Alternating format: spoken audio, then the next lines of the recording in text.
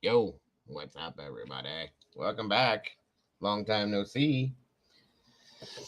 Oh, la la la la. How is everybody tonight? Welcome, everyone. Good to have you here. Thank you for joining me again tonight as we look into the Trans Allegheny Lunatic Asylum. Isn't that where we're all from? No, I'm just kidding. Anyway, it is also called the Weston State Hospital in West Virginia.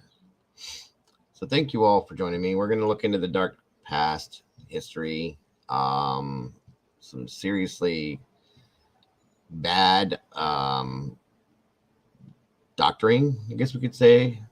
Really bad stuff that went on in this place, guys. Definitely not your typical medical help. I guess you could say that way. So let's see who we have here that's interested in this tonight with us. Miss Cece, the sweetest lady on the internet. Welcome. Good to have you here, my dear. Always happy to see you. Heavy Metal Rehab. Welcome. Good to have you here. OCD's in the house. Good to see you. Thanks for joining us, OCD. Miss Bonnie Bailey. Always happy to see you. Confused. Why are you so confused, Miss Bonnie? What's going on? Let me know. Let me know. CL, welcome back. Good to see you. Thanks for joining us. My friend Eddie, good to have you, brother. Always happy to see you guys, as always. Higher Ground, welcome back. It's so great to see you again. And I thank you, my friend, so very much for what you did today for the channel. You are an angel, and I thank you for your support. Patty Barnett, welcome. Good to have you here. Thank you for joining us tonight. Miss Brandy, the OG, good to have you here, darling. Always happy to see you. Let's see. Miss Carolyn, always happy to see you, my dear. Michelle Apple, welcome back, darling. Good to see you. La la la la la. Still so much confused, Bonnie. What are you confused for, dear? Did I get everybody? I think I did so far. Come on in, guys. Grab a seat. We got plenty of room. Mojo's in the house. Good to see you, my brother Mikey. Welcome back, bro. Shattered Dimensions. Good to see you. Thick Infant is in the house. Fat Baby, what's up? Been a while. We've missed you. Good to see you. Eve Lucky, welcome back, dear. Thanks for joining us tonight for this. Appreciate you so very much. What are you confused for, Bonnie? Is something wrong? Is there something with the channel you're not understanding or something I can help with? Anything, please? OCD, I'm so cute. Okay, well, thank you. I appreciate that. I try to be, I guess. Maybe, I don't know. But I appreciate the compliment. Thank you so very much. Trying to see you, Bonnie. Still confused up there. I see that. I don't know. If I can help, Bonnie, please let me know. I don't know what it is. Don't want you being confused. But thank you guys for joining me for this tonight. More than 5 people can fit in here. Yes, that's true. Thank you. Been busy. That's okay. No worries. It's good to see you here. Thank you. Stevie Irwin's in the house. Hey, Stevie. Thank you for joining us tonight. Lego my Dago. Hey, hey. Love that. That's funny. All right, guys. Come on in. Grab your coffee, tea, whatever it may be. Come on and sit down tonight. Have a conversation with me. We're going to talk about some lunatic stuff. How about that? Yes, I know, guys. We already do that on a daily basis. But hey, Fat Baby. Yes. Total great. Thank you very much, Miss Michelle. I appreciate you, and I hope you did enjoy it. Lego my Dago. That's hilarious. I love it. All these meatballs in one bowl, one pan of sauce. What's up with that? What's up with that? Yes. You guys are great. You guys are awesome. Again, guys, I'm sorry I'm late. I had to have a meeting with the moderators about everything that has been going on. I had to fix some things with the Discord, this and that. So my apologies for coming in later than I should. I'm always late to everything, I know. But it was important and it needed to be handled. Where are we at here? I think I see that. We got 37 amazing people in here with 16 likes. Likes. There we go. Let's try to fix that, guys. The more, the better. I see your message, Michelle. I sent a good watch for you. Thank you so much. I will definitely check it out. Hello, Moto. Hello to you too. My phone was dead, folks. Mama Bear. Oh my goodness. We got Mama Bear in the chat. She doesn't like to come on panel anymore, guys. She just blows me off. She doesn't care. She thinks jobs are more important than this stuff. I don't get it. I don't know what she means by that, but I gotta go to work. I gotta go to work, Dago. I gotta go to work. That's so important, isn't it? That you have to go to work. I mean, I don't get it, guys. Explain that. Somebody explain that to me. Why working is so much more important than this? I don't get it. I don't know. I don't know. Pineapple flavored lipsticks in the house. Good to see you. Just got back from Tulum. Tulum. Welcome. Good to see you. Thanks for joining us tonight for this. Always happy to see you. Okay, Bonnie never responded, so I don't. There she is. As long as you're okay, Bonnie, that's all that matters to me. I just don't want you to be confused or upset about anything. Understand that, folks. That any questions or any issues you have in here, please do not ever fail to bring them to me or Mama Bear or any of the other mods, because we do need to know if there's any problems, issues, any of that, guys, so that we can deal with it. So, and my that's what matters to me most, is that you guys are happy. Okay, that is the most important thing to me, and that I bring you the best quality that I possibly can with the scenarios that we're dealing with. So yes, Mama Bear does work hard. She knows I was joking with her. She knows that real life comes first no matter what. And yes, of course, the job is most important.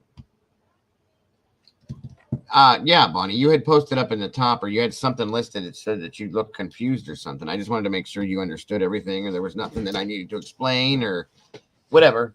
Like I said, your guys' being okay is more important than anything for me. So, oh no, what? Whoa, I'm in trouble now. Here we go. Hi guys, you're in trouble. Tell me I don't come up here because I have login information. What I had to do to get her to come up here is I had to say that. Welcome. Yep. Good to see you. Did you get your hair cut? No, it's just all. Oh, I was gonna say, oh my God, you cut all that off? No, it's still there. Okay. I was like, holy shit. It looked like it was cut off for a minute. Yeah, no. Freaked me out. Miss Rumsey's in the house. Good to see you, Kimberly. Hey, Ramsey. See you guys. Thank you for being here tonight. So again, for those of you that don't know, we are looking into the Allegheny Lunatic Asylum, or the Weston State Hospital in West Virginia. Dark stories behind this, guys. Is Heather in here? There she is. There's Miss Heather. Good to see you, Heather. Thank you for joining us, my dear. I didn't think Heather would miss this. She loves this kind of stuff. What do you mean you're out, Mikey? What? I'm out. I don't know. Because Mama Bear's here. Nobody expects to see the Mama Bear anymore, because Mama Bear's always busy. Better he knows I'm going to whoop on you. He's like, oh, he's talking smack about her, and now she's on the panel. I'm out. We're not dumb. We know. Like, I mean, right? If this was real life, I'd have been gone. You folks would have seen me. If she was coming at me, no way. There's two parts to her name, guys. Mama's just one. Bear is the one we don't want to know. So, right. That's already been. I've caught her twice now where she kind of scared me. So yeah. Thanks for What are you, Heather? What text? You have no idea how busy I've been, Heather. I did not even know you texted me.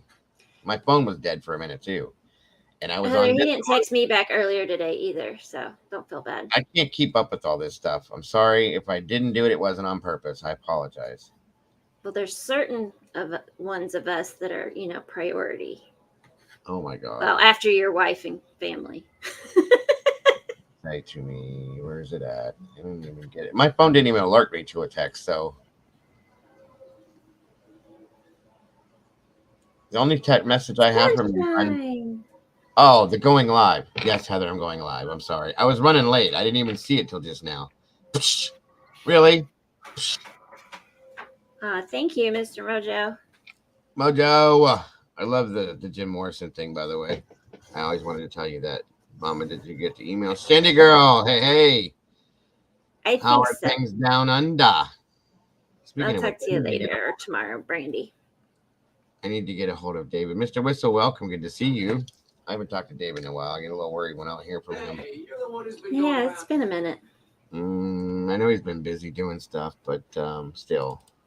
I haven't seen Popper either. I mean, I know he's behind the scenes, but yeah, he's been busy doing his stuff too, plus work and this and that and everything else. So, 1 second here, guys. Again, thank you guys for joining me today, earlier this afternoon, for the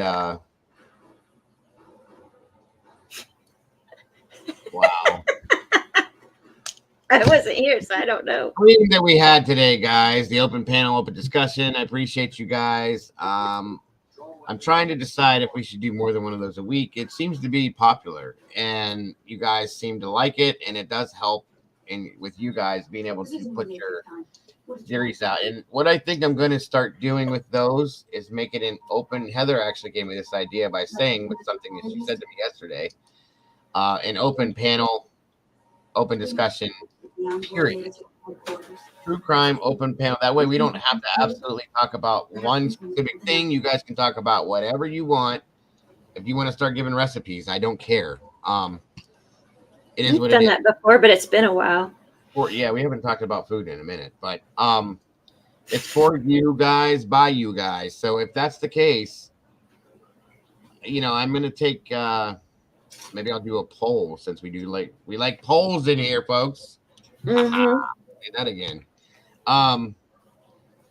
But we'll see what the odds are on what everybody thinks on it, and maybe we'll do it twice a week, maybe Monday and Friday, and give you guys the week in between, so on and so forth. So I don't know. We'll figure it out. Either way, it's just, hey, is that Bean or Groucho?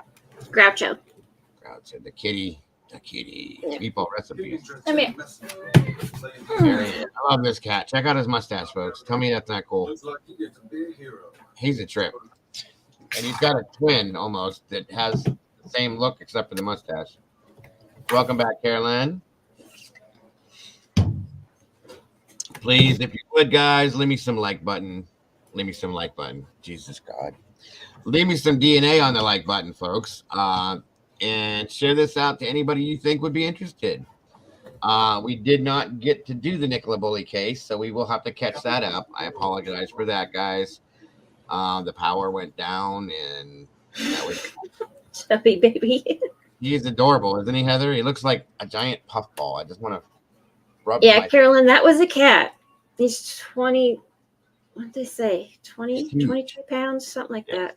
He's a big one. He is cute. I haven't seen Bean in a long time. Well, then again, we haven't seen you in a long time either. So yeah, well, the dog doesn't help because, well, they're getting better now. They at least will be calm within the same room with each other. That's awesome, Phil. Michael Rondo, good to see you, bro. Thanks for jumping in here tonight. Let's see, did I miss anybody that I didn't see? Mr. Whistle, I seen you. Patty Barnett, I seen you. Good Lord, there's only like 4 or 5 people nowadays that I see that are not green. That's how many members we have, you guys. That's amazing. It is insane. And no chains. Hey, what's up, sis? Thank you for joining us. Good to see you. Hiya, Chains. Long time no see. It's an interesting story, Chains. It's called the Allegheny Lunatic Asylum and/or the Western State Hospital. At some point, it was a place where they took the criminally insane as well, which is kind of where the name comes from. It's got a dark story, a deep story, and a thing.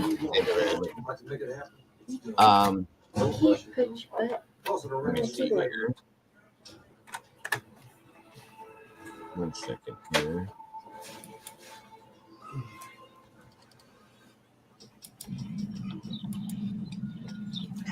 You can see kitty butt. There we go. Yes, I love how cats walk in front of cameras and turn so you can see their seriously. Always, every time. Jeez. Oh, speaking of kittens, guess who's pregnant again? Oh no. I think she got pregnant right after she had the other ones. Probably. Because we were going to go get her spayed, I think it is, right?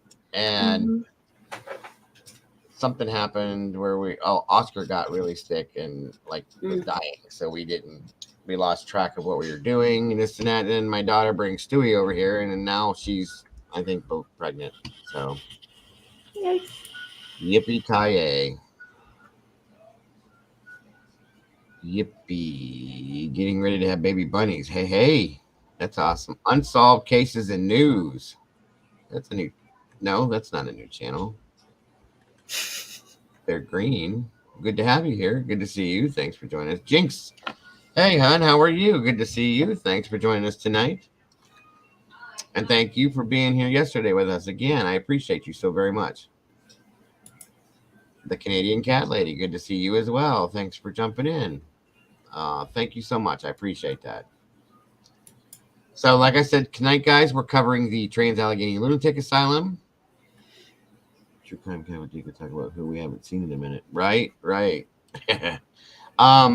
We're covering the Allegheny Lunatic Asylum again, or the Western State Hospital for those of you that just jumped in. It's dark past history, and that's what we're covering. It's a little bit off the beaten path from what we usually do, but the midnight series that I cover in the evenings is something different to take our minds off of what we do throughout the week during the day, and it just gives us like a break. It's a good time to hear different stories, interesting theories, and stories about these things that we look at and their history. And I'm a big history person, especially when it comes to crime, mystery, and different. It's so funny because it looks like he's coming in and out of your walls because of your back. Mandy Joe, what's up, sis? Thanks for jumping in here tonight. Appreciate you so very much. Again, mods and all of you guys, my moderators are amazing. That's another reason why I was a little bit late. I had to have a meeting with all of them just to make sure everything was in good working order for the channel. Thank you for joining us, Prosta. It's good to see you here. And we are going to be doing a movie night again here soon, guys.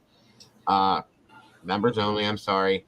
And I'm going to be doing the whatever you guys call this. Somebody needs to give this a name so that I can use it on a regular basis. People call it different things. The DJ Dago Jam Night thing, whatever it is, dance party, whatever it's called where I play music.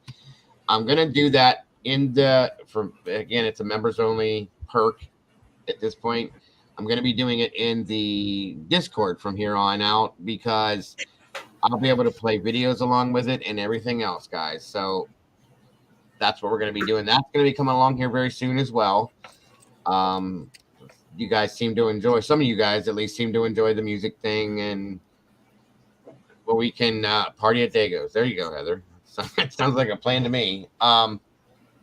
So that's going to be coming up here again soon. I'm thinking about doing, since we can do it in Discord, more than one a month. Okay.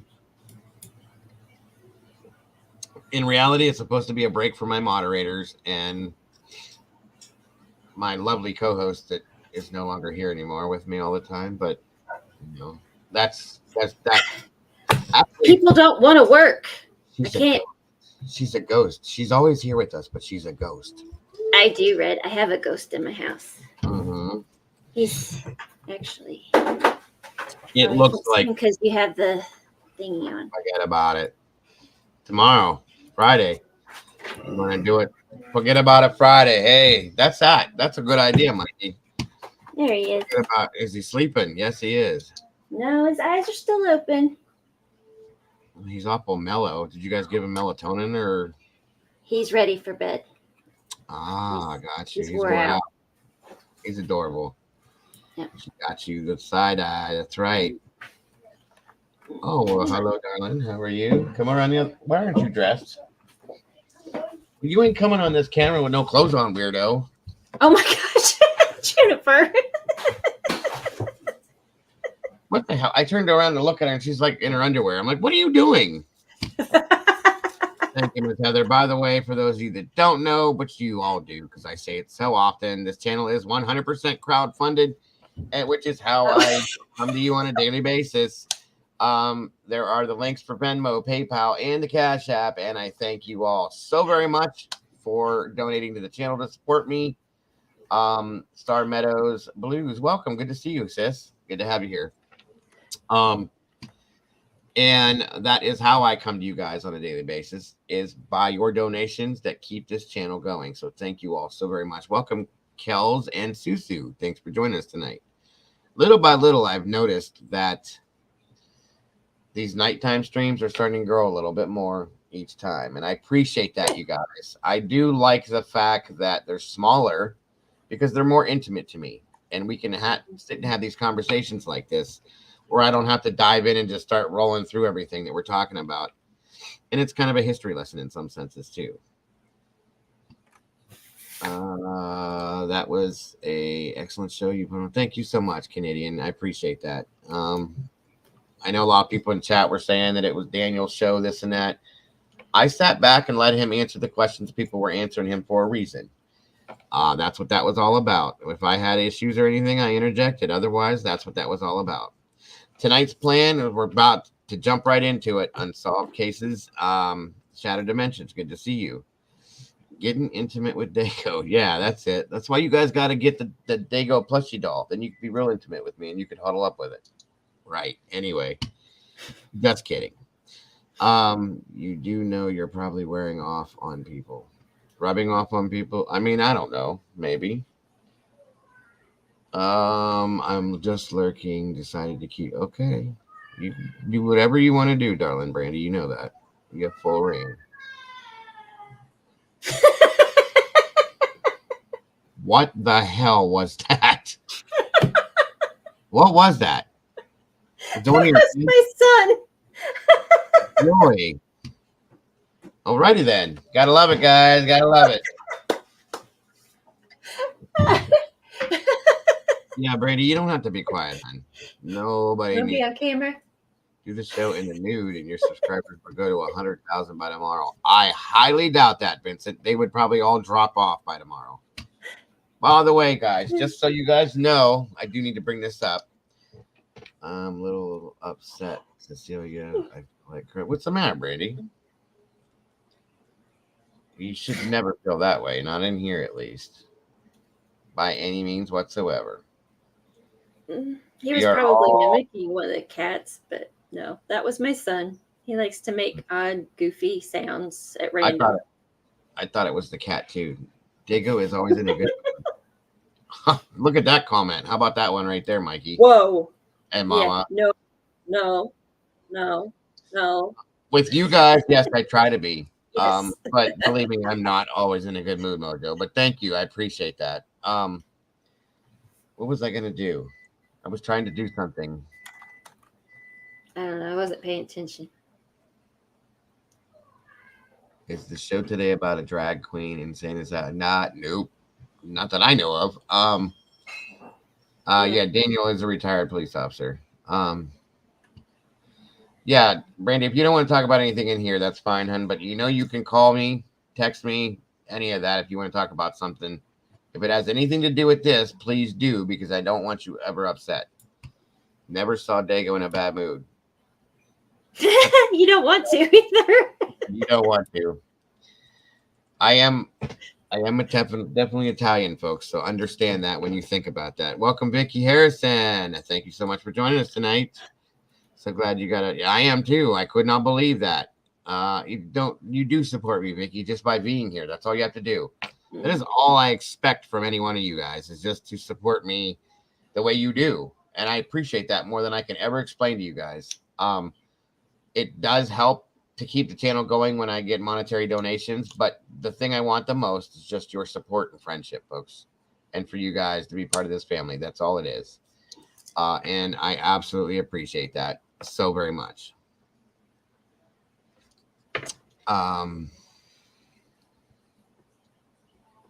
Carolyn, what are we talking about over here? So I know. Oh, okay. I see what you guys are talking about. Absolutely. I understand. All right. So let me show. Yes. Thank you so much for that hire. You have no idea how much that helps and how much that meant.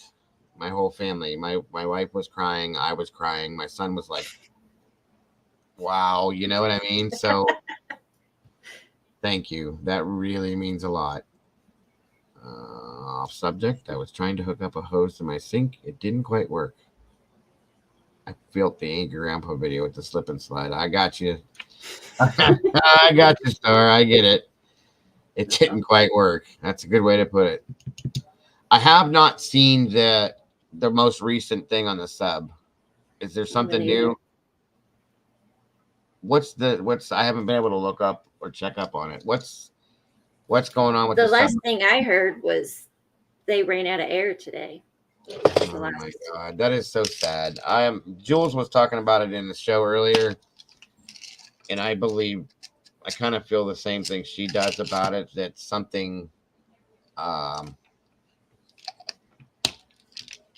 it didn't quite make it to the wreckage, and that it imploded underwater. And I think I can go follow along with that.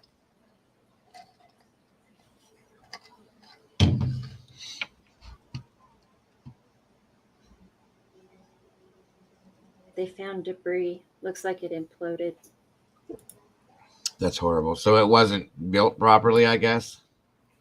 Well, from what I heard, that they knew there was issues. Somebody tried to tell them that there was issues, and he got fired. And now they're like, "Oh, wait a minute, maybe he was right." And it's like, "Are you serious?" That is absolutely. And this was like an experiment to see if what the issues were or something.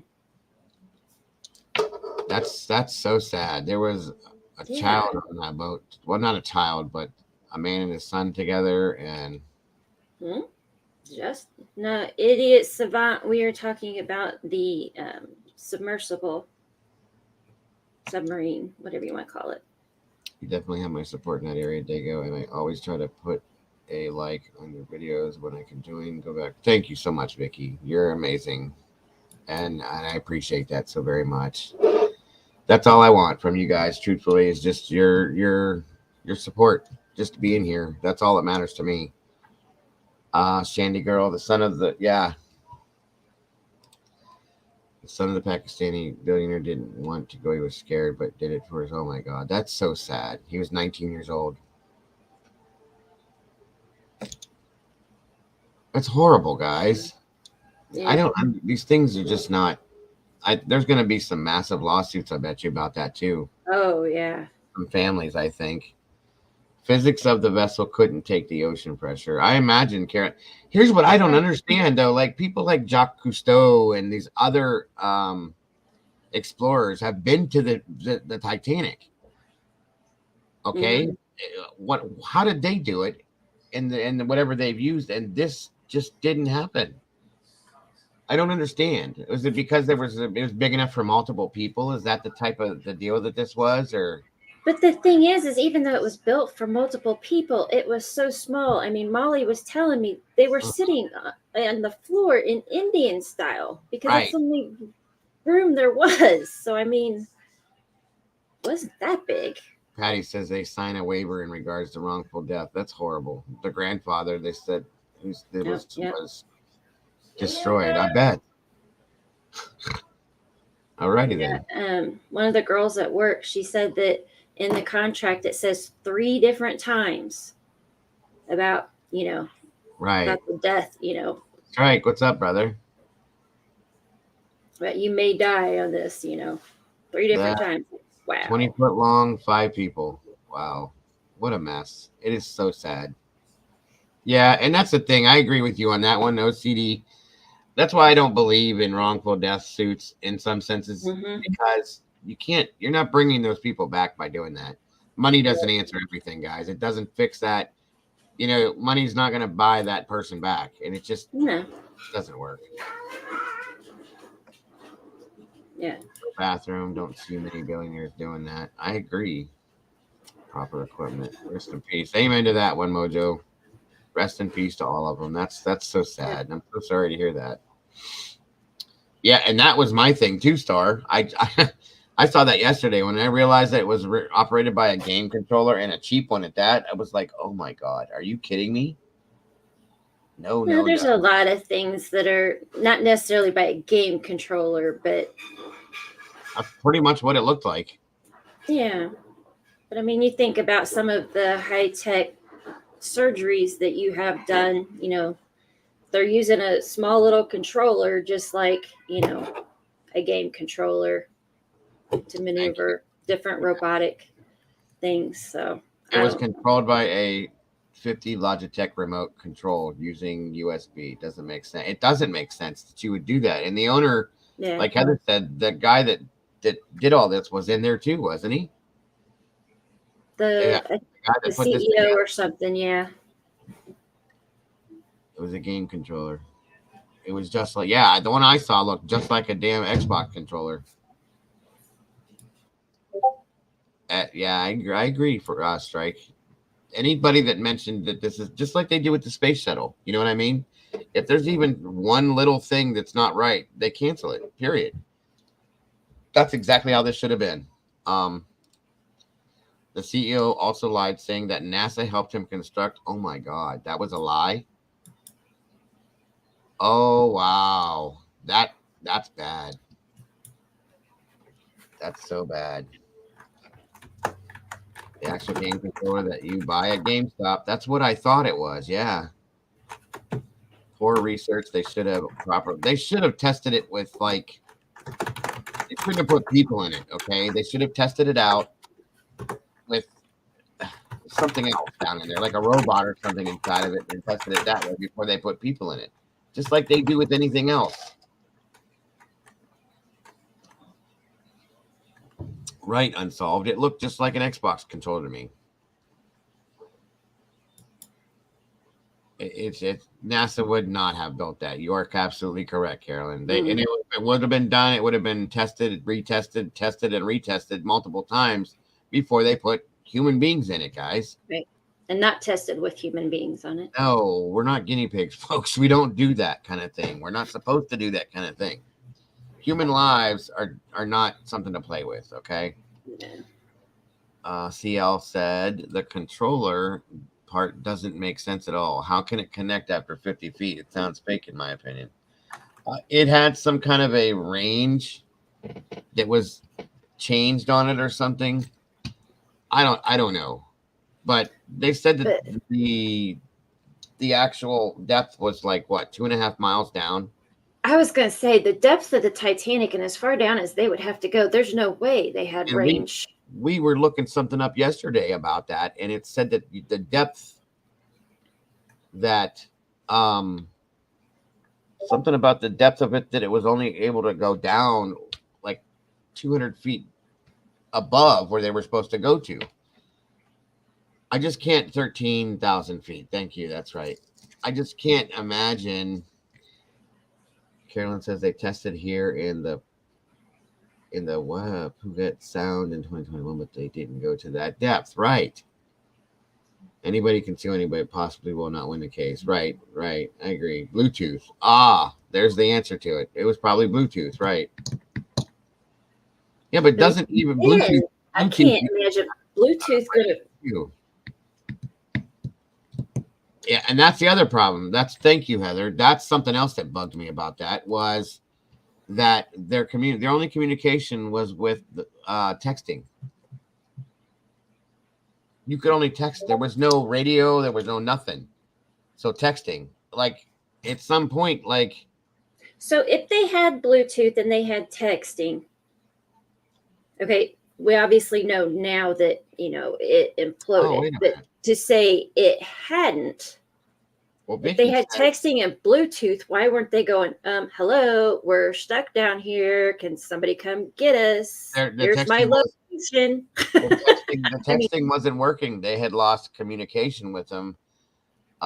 Vicky says this was not their first voyage. They successfully made it more than once. So what yep, happened then? they had problems with it from the previous voyages that Yeah, they were experimenting to see what the issues were or something along those lines. Carolyn says Why they had passengers with them is just beyond me. they got 1,000 feet down and it instantly imploded. I cannot imagine. I can't imagine that. Like, do you realize the pressure what that does? Yeah. Ugh. Ugh. Hairline cracks in the hull. Wow. Well, guys, just if you will If they went down too fast too, that'll that's 'cause another that thing. pressure will build up and just Pressurize, yeah.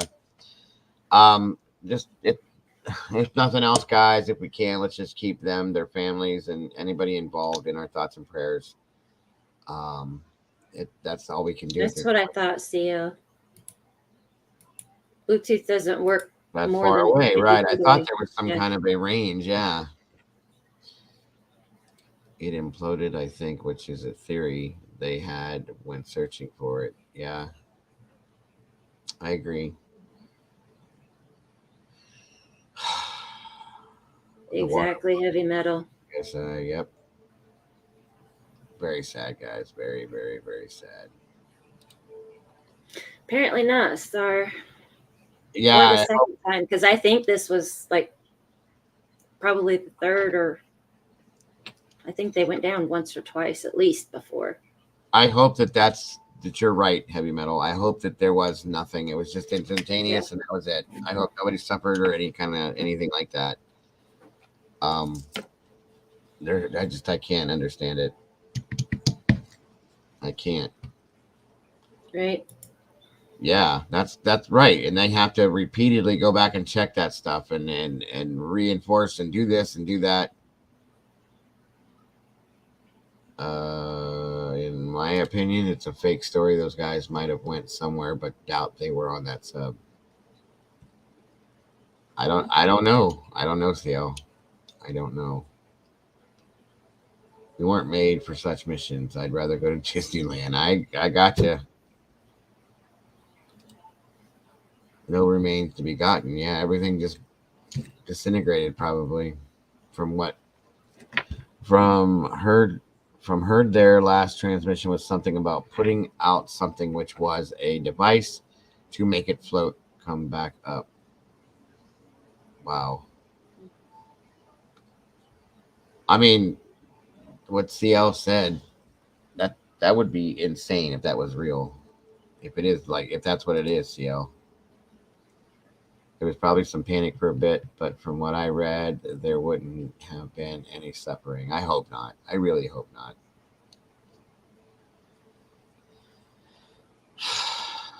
It's so sad. Anyway, I gotta get off of it. I can't. It's just bugging me to even think about. Anyway, I'm the same way, Mojo. There's no way in hell I could have done it. No way.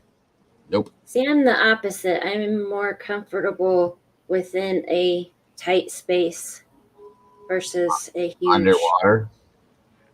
yeah, in anything. Right. I got you. Not fake. The Navy base here in Everett, Washington had launched it before, but never those depths. It was not a Navy vessel. It was private, right? Gotcha. Mm-hmm. All right, guys. So let me, and again, tonight, again, as always, let me know if the audio works or doesn't work, and we will get this thing rolling here.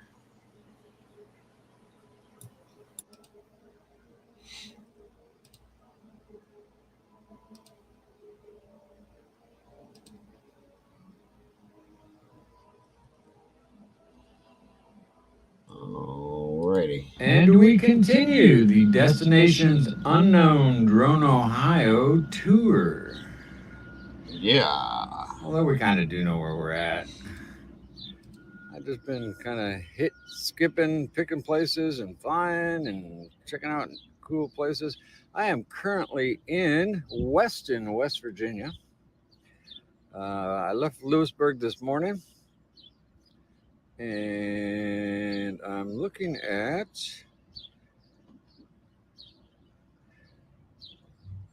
the Allegheny Lunatic Asylum.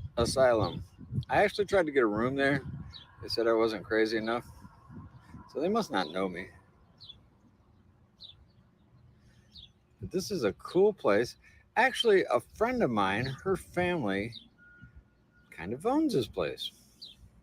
Kind of rehabbed it and turned it into, they do a haunted mansion kind of thing. This is kind of like the Mansfield Reformatory, but West Virginia style. So we'll go up and hide a little bit and Look at it from above. Man, it's really getting hit by the sun, though, isn't it? Such a pretty day down here. The Allegheny Lunatic Asylum, future home of Drone, Ohio.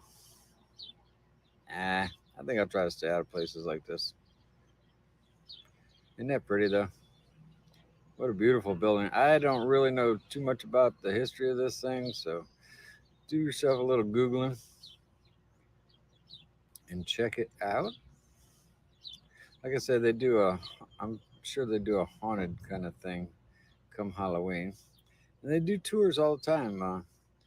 You can see there's a tent set up down there. Let me tone down the exposure. You don't need to see the beautiful vibes. Look at how beautiful the area around it is. It's just amazing. Take a little buzz in there. We don't want to bother the guests or the people in the straitjackets.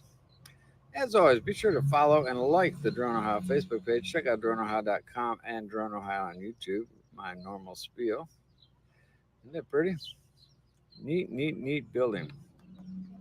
And it's some pretty big grounds. You can see there's multiple buildings there in the back. Matter of fact, we'll take a little fly back there.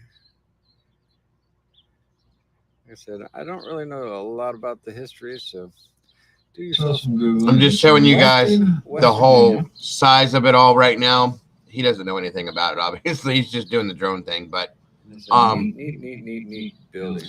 I wanted you guys to see how large it was and how much area it covers. That's what this video is about for here. To get things started with. Full of pictures, and I'm going to grab a few more pictures, although I pretty much got it covered already.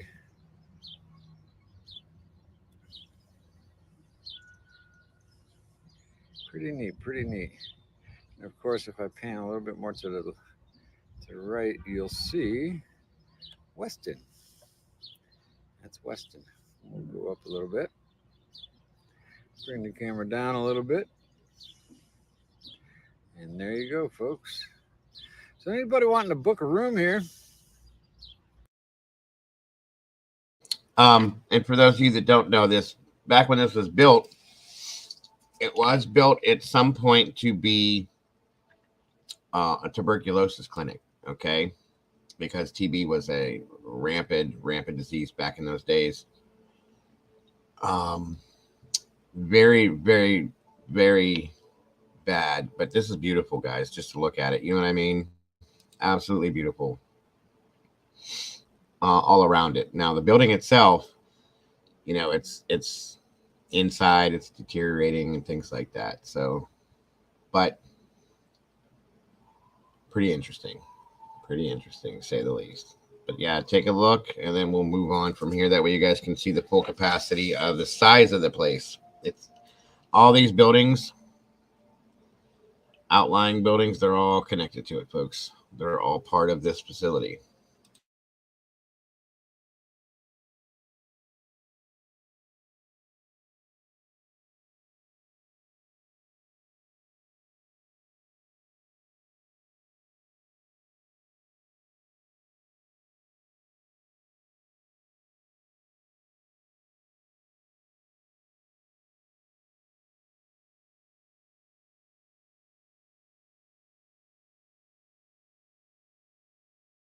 All right, there we go.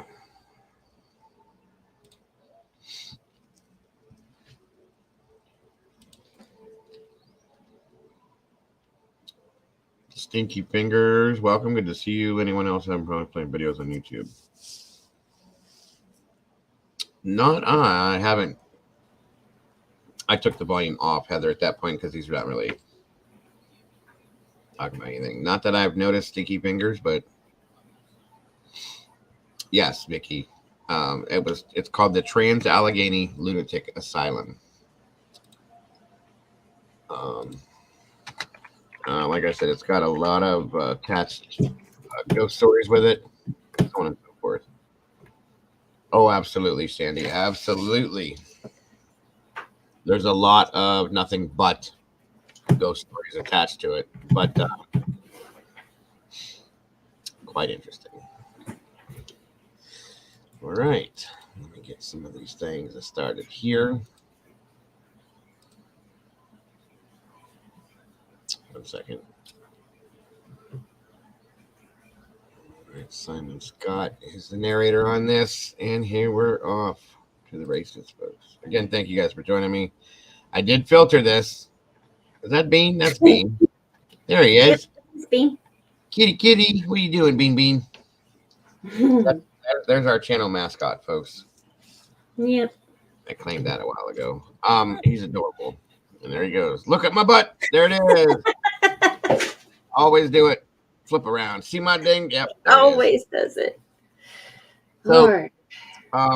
I do filter these, just so you guys know, through YouTube's filtration system, as you call it, to make sure that they're okay to show. But I have had in the past issues where it, for some reason, it doesn't go through. So if something happens, I will be back. Just know that I did filter it. It says it's okay. Hopefully it is. We'll see. All right. Let's do this. I've talked a lot today. You guys got to be tired of hearing the sound of my voice at this point.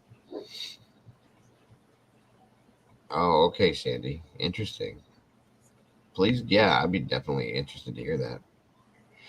Right, Mojo. Right. Today's video, and the asylum that was made for 240 patients, but ended up holding 2,400 mentally ill patients, called the Allegheny Lunatic Asylum.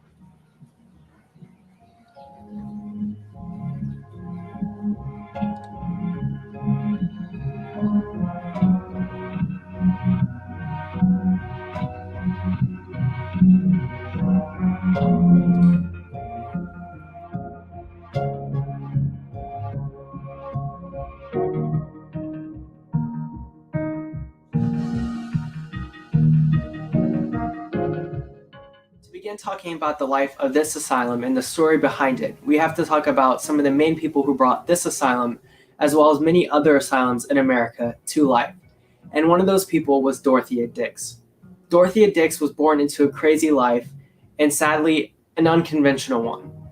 Her father was abusive, and again, sadly, her mother was mentally ill. And at the age of 39, she would visit a jail, and here she would see how mentally ill people were treated at the time, such as being chained to walls and put into cages. And seeing the mentally ill people in this jail would push her, along with a lot of work, to finally convince state legislators in Massachusetts to put more money towards the better treatment of the mentally ill.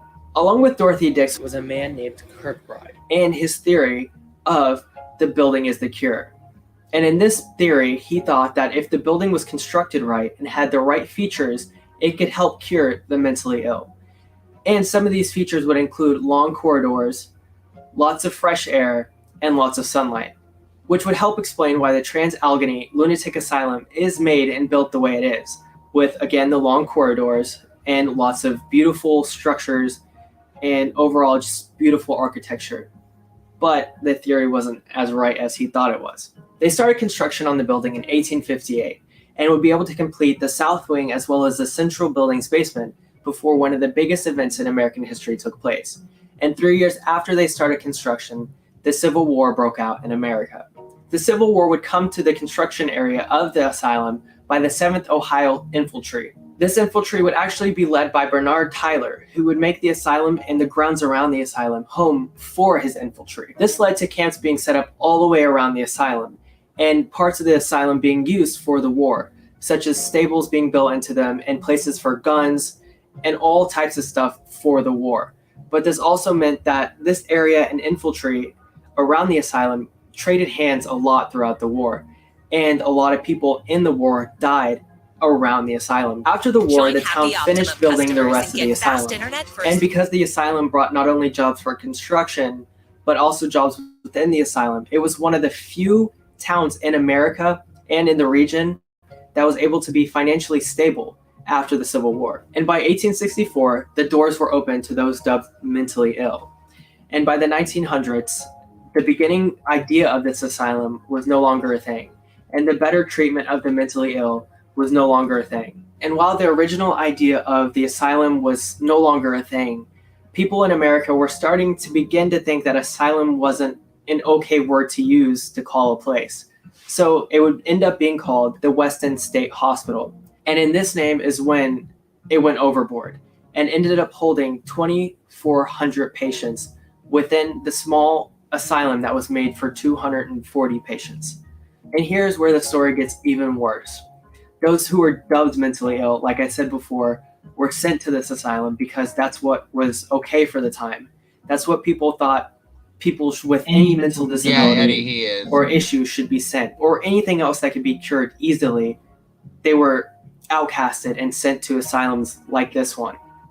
And because the need and demands for asylums was so high, it ended up holding, like I said, the 2,400 patients. And this meant that people were chained to the walls, and this meant people were put in cages, and there were beds lined across the walls because there was no way to treat these people like they should be, like human beings. There was no way to treat all these 2,400 people like human beings because of the overcapacity that was being brought to the asylum. And another cure for what they thought was the mentally ill was lobotomies. And as this was used at a lot of asylums, it was especially used at the Allegheny Lunatic Asylum. And this is when they stick an ice pick, which at the time they did use an ice pick at this asylum, into the corner of the eye or through the nose and scramble around the front of your brain to make you more normal and not be yourself, and more of a person that they thought was mentally stable for everyday society. And if you look up pictures online, you can see before and after of lobotomies taking place. And along with all this other things that were horrible at the asylum, the overall condition was just declining like crazy. And in 1935, the fire broke out inside the asylum and again decreased the conditions and the livability of and the ethics of keeping these humans trapped inside of a place that they didn't deserve to be in. And in 1994, because of people realizing that this wasn't ethical to treat humans like this and keep them in these horrible conditions in cages and other things like that, and the building being in a horrible condition, as well as a decline in patients, the asylum ended up closing doors. And while looking back at the history of the asylum, there was a lot that happened and a lot of very crazy things that happened at the asylum, and just, again, a very broad history. But when looking back and reading about the history, two main things stuck out to me about the asylum. And one of those things was that the infamous Charles Manson actually stayed at the asylum for a short amount of time, which is crazy thinking that he was there. And another thing that stuck out for me about the history was a woman who, after the Civil War, was diagnosed as being insane, was admitted into the asylum. And while she was admitted to the asylum, she forgot that she was pregnant. And she would later end up giving birth to a girl named Lily. And hours after her mother gave birth to the baby girl named Lily, she would end up dying. And she is said to still haunt the asylum today, where Lily is said to still play with the toys within the room and said to turn on and off flashlights of people who are brave enough to go in. And while this may be the end of the video, this is definitely not the end of the history with the Allegheny Lunatic Asylum or series.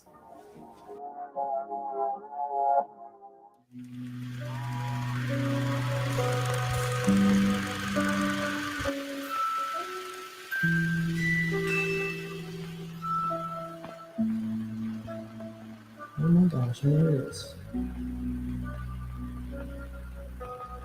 might be our cue.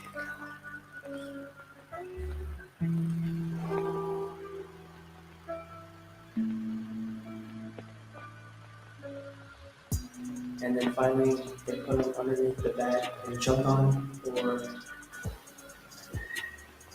I don't have to, it hurts him to slow down there.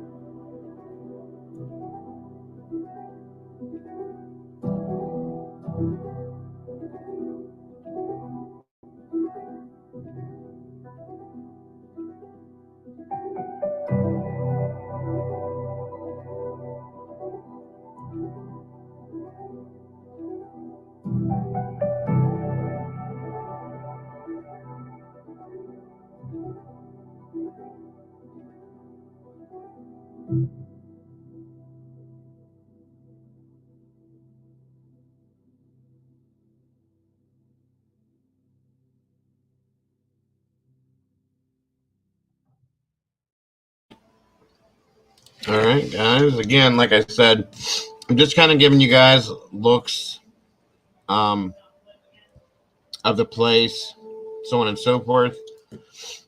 One moment.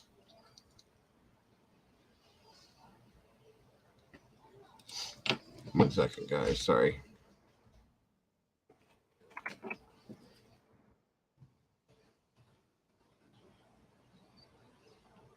All right, now, here we go.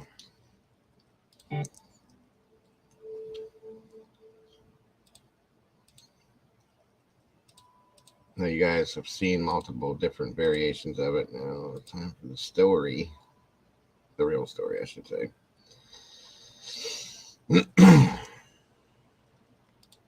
Hi, my name is Rebecca George Gleason, and my family bought the Allegheny Lunatic Asylum back in 2007. From the start, people were eager to tour this American architectural treasure, a mental health hospital for over 130 years.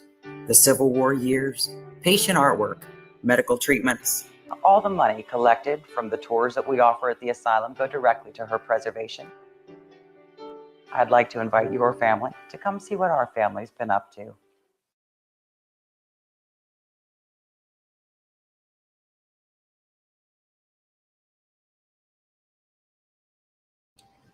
Sorry, guys. One moment here.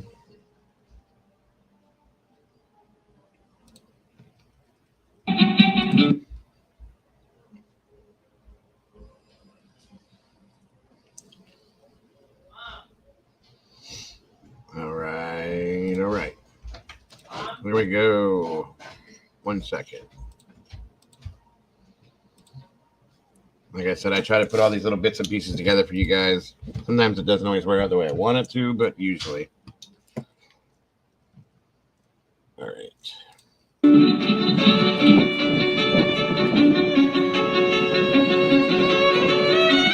Welcome, Noni.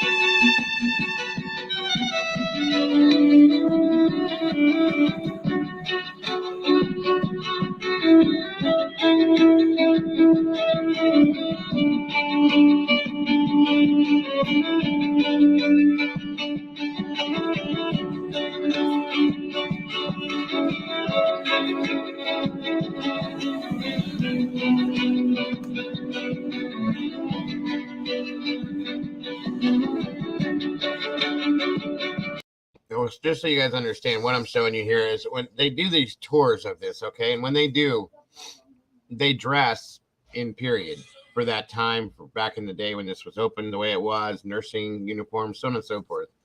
And it's just showing you what the tours would be like, so on and so forth. We're getting into the good stuff soon, I promise.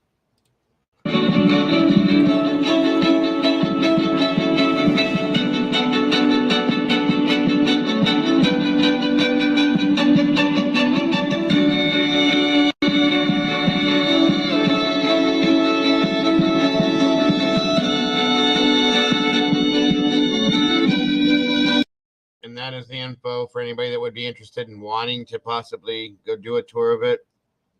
You can go to www.talawv.com, and that'll give you all the information for anybody that might be interested, just so you know.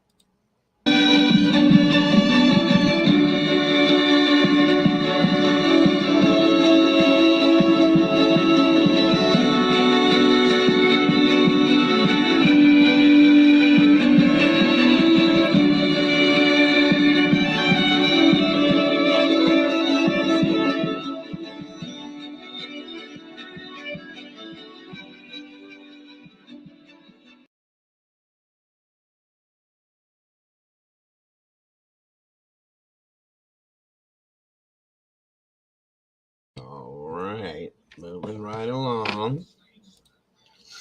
This place it's so amazing to me how big this place is. Seriously, it like blows my mind. It's huge. And it's interesting. Very interesting. Let's see here. My download.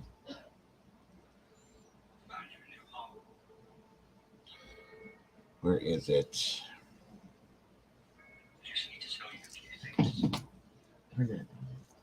One second here, folks. My apologies.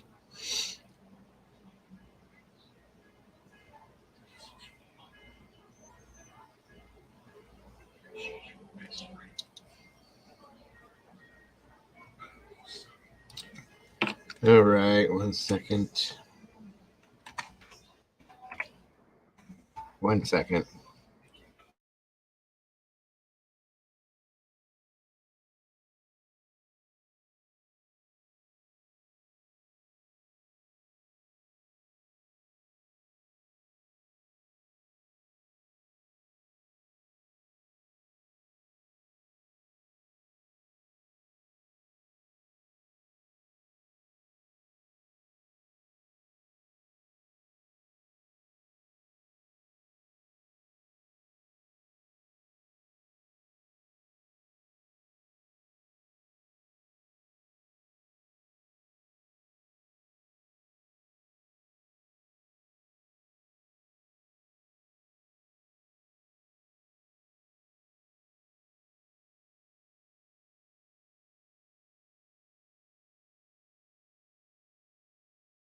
Civil War, the massive Allegheny Lunatic Asylum is an imposing structure.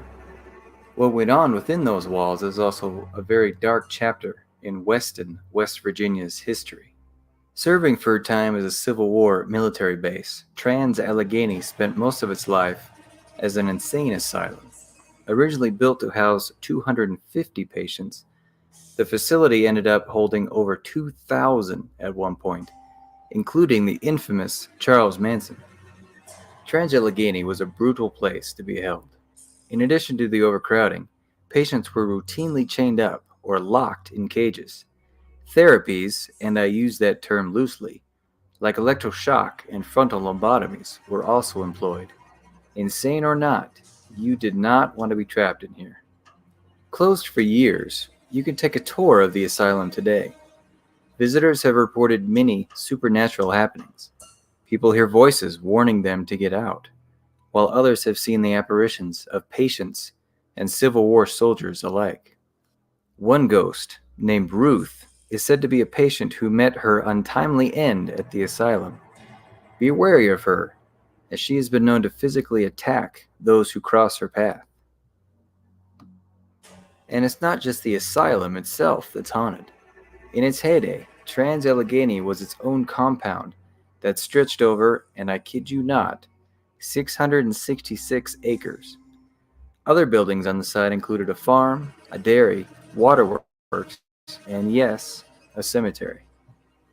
Walk anywhere in or around the Allegheny Lunatic Asylum, and there's a good chance you're going to encounter something you might not be able to explain.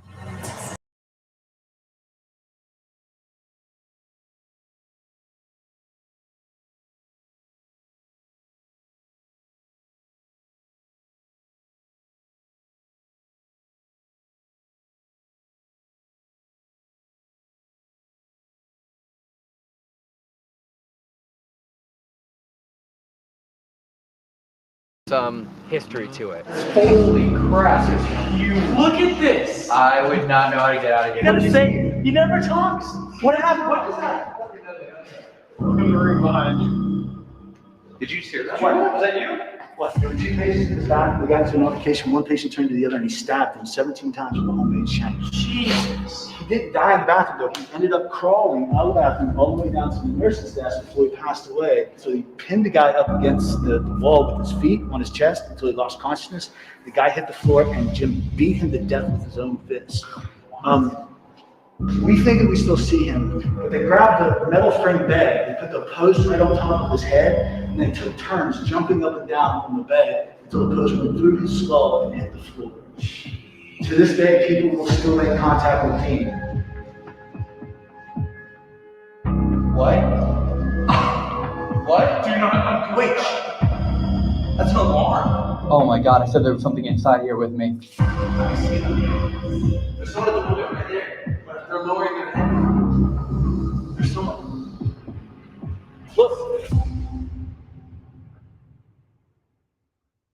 What's up, everyone, and welcome back to the TFIL overnight tour of abandoned, haunted, cool exploration type places. We're still on our north. What are we in? The Midwest, Mideast? Midwest, I don't even know what state we're in. We're in West Virginia. Are we? And more importantly, Nobody knows. nobody knows. We just drive all day to new places. They just wake up and we're like, by the way, we're in Hawaii now. Thank you, Alton. We're at Absolutely, Vincent. This place it's very interesting. I'll just put it that way. My good friend of mine, one of my best friends, his niece works there. She does the tours, and she also works there in the Halloween time when they have the quote unquote haunted house that they have. And she has told me that there's just nothing good about the feeling in that place. It's insane. She says that even like when they have the haunted house type thing going on in it, that there's people that work there experience things regularly. It's crazy. Molly, good to see you, dear. Thanks for joining us. Right, Patty. I can agree with that one. at Allegheny Lunatic Asylum. This is, of course, in Weston, West Virginia. Wow. This place is amazing. We actually just found out that it is 6 acres walking, interior of 6 acres. That's so And more big. importantly, this one's a cool fact. The actual plot of land it's on is 666 acres. No. With 13 buildings. You're saying it's No way! For those of you that didn't get that, the plot of land that it's on is 666 acres, 666, and there are 13 buildings connected to this facility. That's an interesting set of numbers, folks, just to say. Kiki, welcome back. Where did Mama Bear go?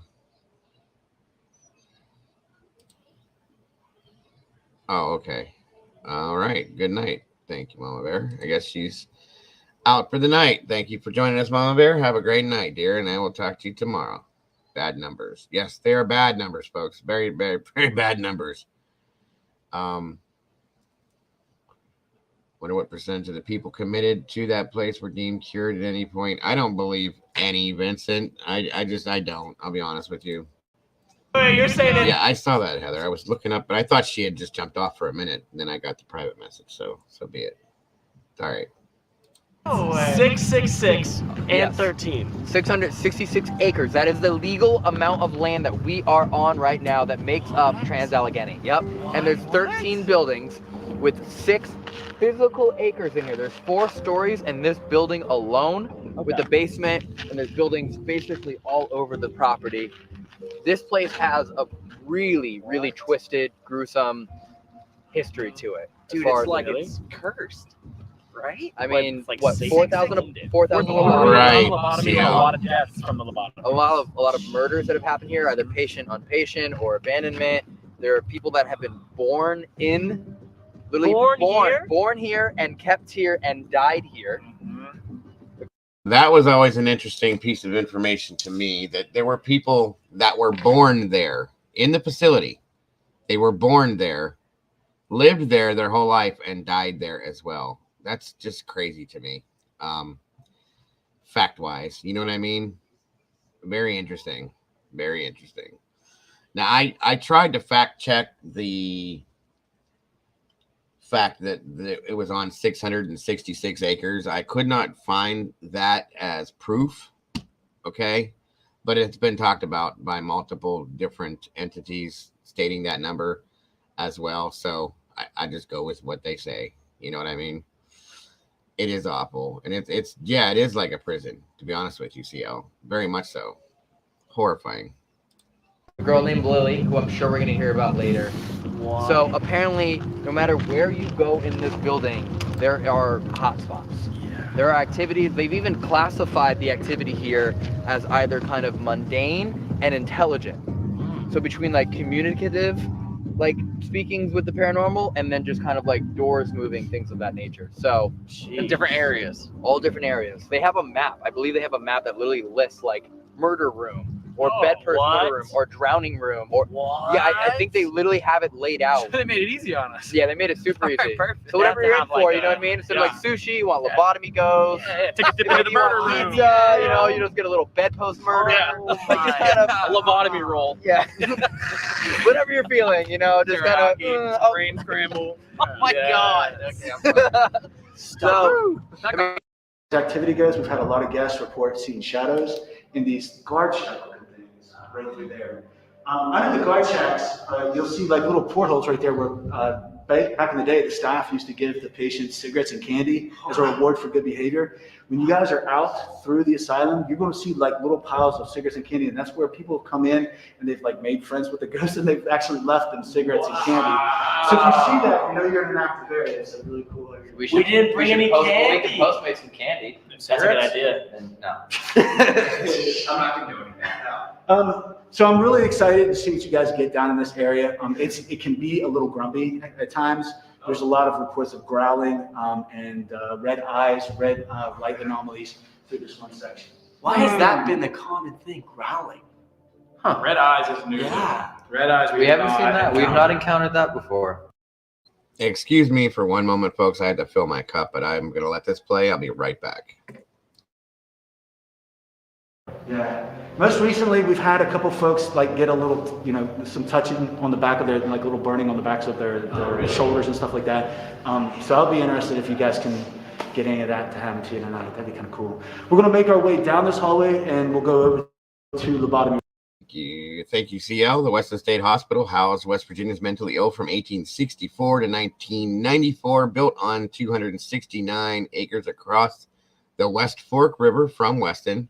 It was authorized by the by the Virginia legislature in the early 1850s as the Trans Allegheny Lunatic Asylum.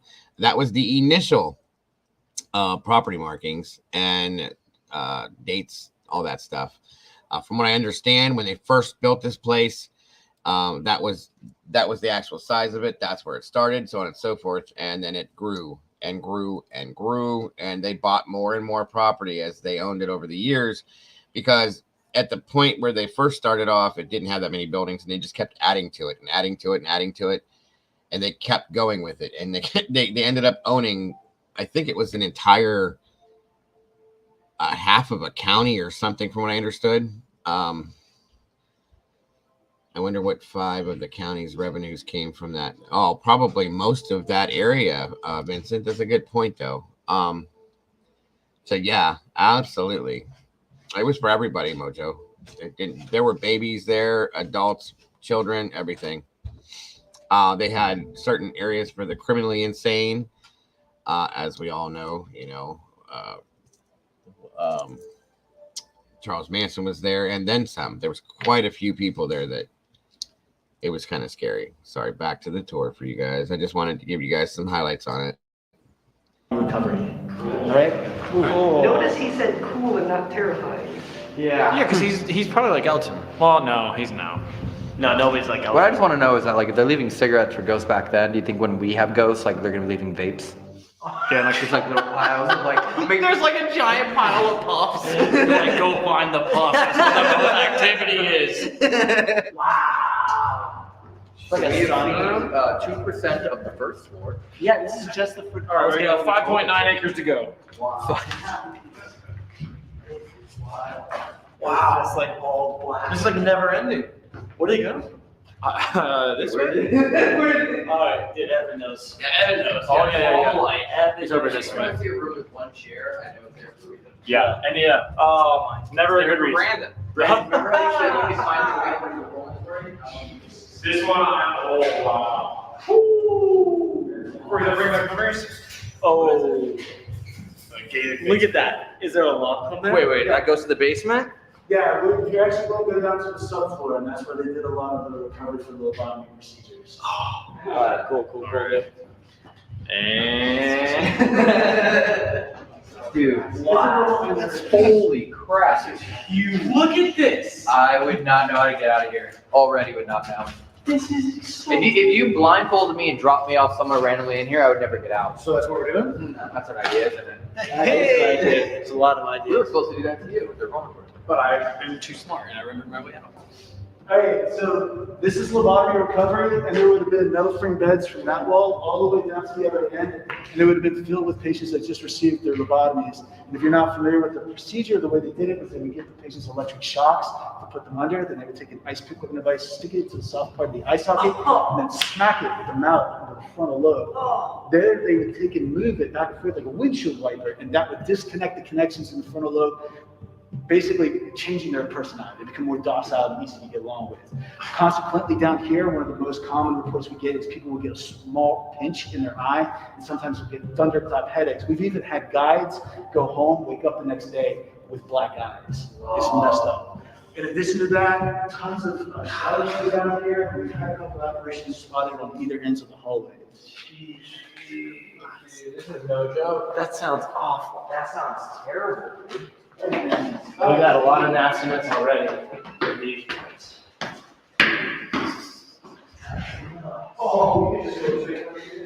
Just hope that was that. Is there something behind me? Whoa! Is there something behind me? What are you looking at? Did you see something? Did you see something? Why did you swear? What happened? What just happened? I can just feel it. No, wait, 1 second. Yeah, you gotta say it. He never talks. What happened? What just happened?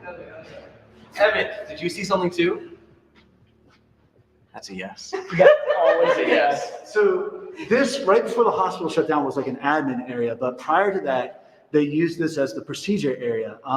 Down this one hallway are some individual suites where they would do electric shock therapies and then some of the lobotomies. And then over here, there's a large mass unit. So they would take and move gurneys in, one at a time into this one mass unit, and they would do the procedures in there.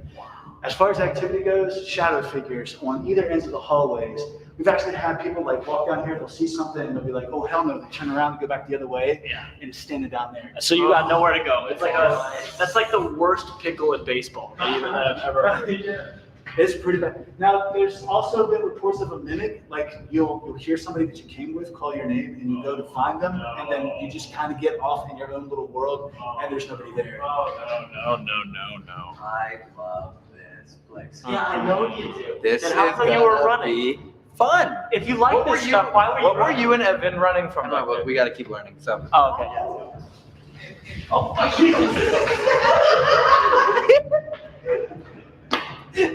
Oh, we're the worst ghost hunters ever. When you guys get down to this area, you see the graded gate. Yeah. You know that if you go down there and you go all the way to the end, you'll reach another stairwell, which will lead you up to this hallway too. And so it's just one great big loop through here. okay. Yeah, it makes it a little easier to navigate. Quite a long loop to think and you stop running and. I kind of wish I brought like electrical tape so I could like mark different parts. Yes. And then we have to like walk like a course. Hey, Ellen, Yes. put them into my zipper pocket. Oh, do you really have electrical tape? Oh. So we'll take these all off later. Okay, that's good. And then that way we know where everything is. Cool. Do you want to put one right here? Yeah. And then I'll do this from now on for everything he says. And then later, we'll see if we can walk the whole thing in sequence by ourselves. I'm just ready for Corey. Yeah. At any point in time now. Thank you again. See y'all. I was going to bring all that stuff up, but you're doing a good job with it. So thank you. We came from here. No. I shut this door. What? We did not come from over there. Where's Corey? Is Corey behind that door that we came from? I was waiting for you. I love how you hide, not even behind a wall, just like. I'm not a big fan of these guys, but I'm trying to show you guys a specific type of tour. And this guy gives the tour, but meanwhile, these guys are joking around with everything. I don't really care for that much, but my apologies. It is what it is. We will get through this, but that is what this reasoning for this is the tour. These guys just goof up a lot. They're actual ghost hunters and stuff like that too. But Miss Lisa says, I live by this place. I've toured it several times. I have tons of PICS equipment used there for. Oh yeah, absolutely. It was all left there, believe that or not. Change the name of the hospital, Western State Hospital. That's correct, CL. Also, the hospital had its own farm, dairy, waterworks, cemetery. Ultimately grew. It was like its own town, folks. That's what I was gonna say. There's several tours you can choose if you want the hospital tour. Yeah, that's correct too.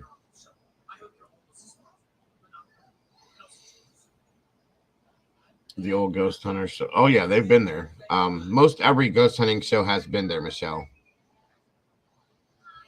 Yeah, like a work camp. That's a good way to put it, Patty. Oh, absolutely, 100%. And thank you for that, Lisa. Sure thing, Mystical. Thank you for that. Oh, look, a cigarette. Oh, that actually. Right here. Oh, yeah. So this must be a hotspot. Oh, really? That might be good to put a REM or a K2 right there. Absolutely, Lisa. Nice.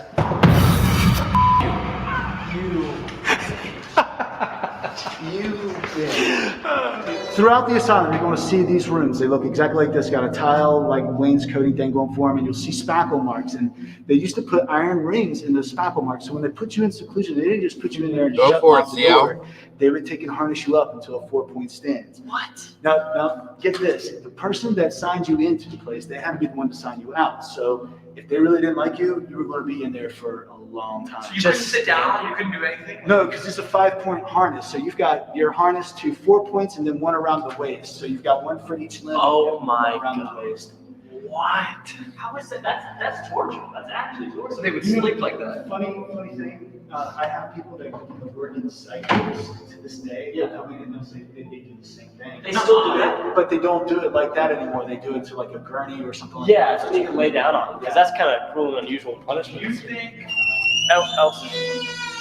Thumbnail.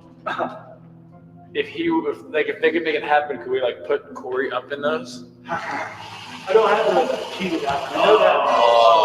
All right, so this is the main lobby. You have the doors on either side. The action that we get in the lobby is we hear a lot of phantom voices. All right, one moment, everyone. Through here. Okay. So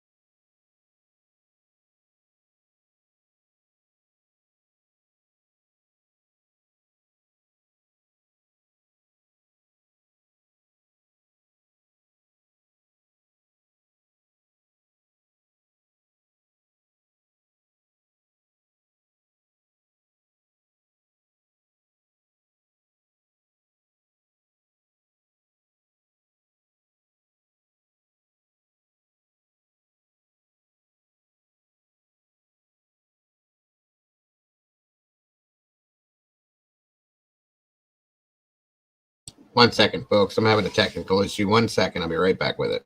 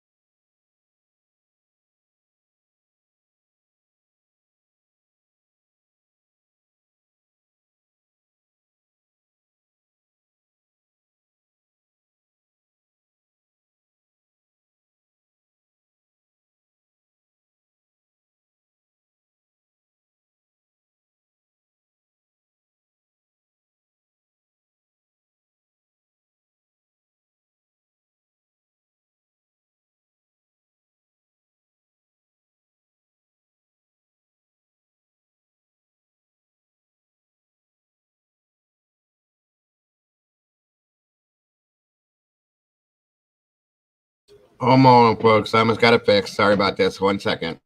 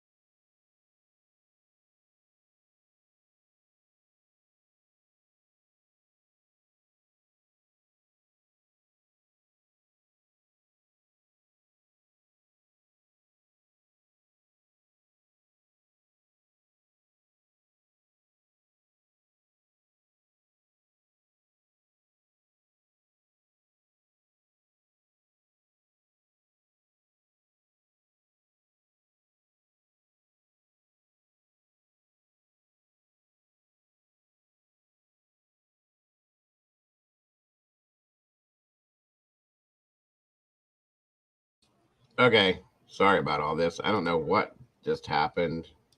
And it wasn't, they didn't pull it down or nothing.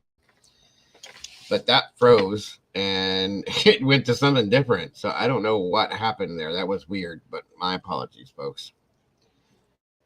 This should be all right from here, and I'll just take you from here on through. Side note, news just popped up, said possibly from the sub, so it's not confirmed. It's okay. Good to know. Thank you, CO. Oh, yeah, absolutely. I know how they do it for Halloween. All right, what is Discord about? It's just a special, like a perk for members, Patty, where we can all go in there together, talk about different things, and I do movie nights in there where we actually watch movies in there and play music and stuff like that through it too. So yeah, there was something wrong with the video, Ghost, I guess, folks. So that was my apologies, but we'll move on from here with this one. Was to provide a place of fun, happiness, and freedom. But what it turned into was a place of misery, sadness, and a prison of horrors.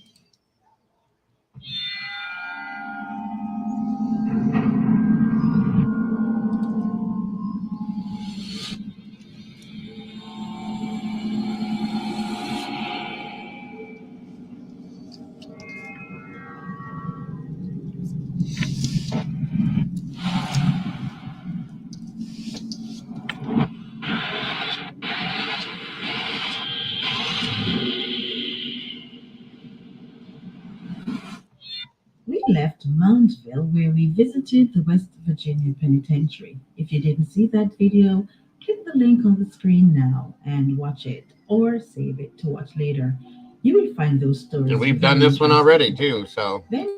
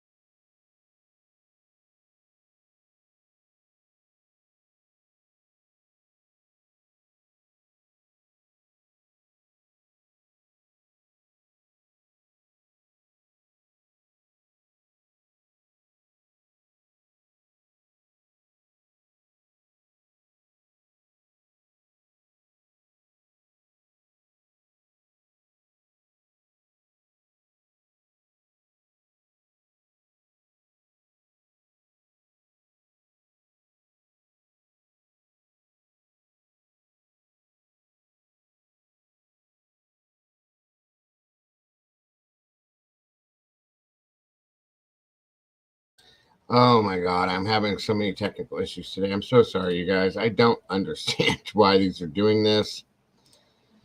Try it again. Okay, here we go. he could have her released. She would stay there for the rest of her life if he ever died without releasing her. If a woman had children out of wedlock, a male could take that child into the asylum and hide that child from society. And if that child did not get taken the Discord is still by up. that family member, he or she would stay So is the there for sauce. the rest of their life. Children with Down syndrome would be taken there just because they were different or the parents did not want to have to deal with them. While we're on the subject, and there is a list at the hospital in the gift shop, here are some of the listed reasons why a woman, man, or child could be brought to the lunatic asylum, but mostly women. If a woman was illiterate, she could be admitted. If she was literate, she could be admitted. She could be accepted if she had the flu, if she was dyslexic, if she had a dog bite, the death of a Okay, son I'll in have the to check war, on it. desertion by her husband, suffering from epileptic fits. There was an explosion of a shell nearby. When this is over, Falling from when we're a done with this, horse. I'll go check it out. Female disease, aka menstruation or menopause. Fever and loss of lawsuit, greediness, laziness, loss of an arm. Oh, and this one is also a doozy. Marriage of son. So if a son got married and either he or his new wife wanted the mother's house to live in without her, they could take the mother in and have her committed at the asylum. Isn't that something? Anyway, some other reasons are mental excitement, novel reading, parents or cousins, overstudy of religion, political excitement, remorse, seduction and disappointment, severe labor. Yeah, when this is all said and done, Shattered, I'll definitely be checking on it and seeing what's going on with it. But hopefully, I'll have it fixed by tonight for you. If I don't know if you guys are hearing it, but these reasons why you could be admitted to this place are insane.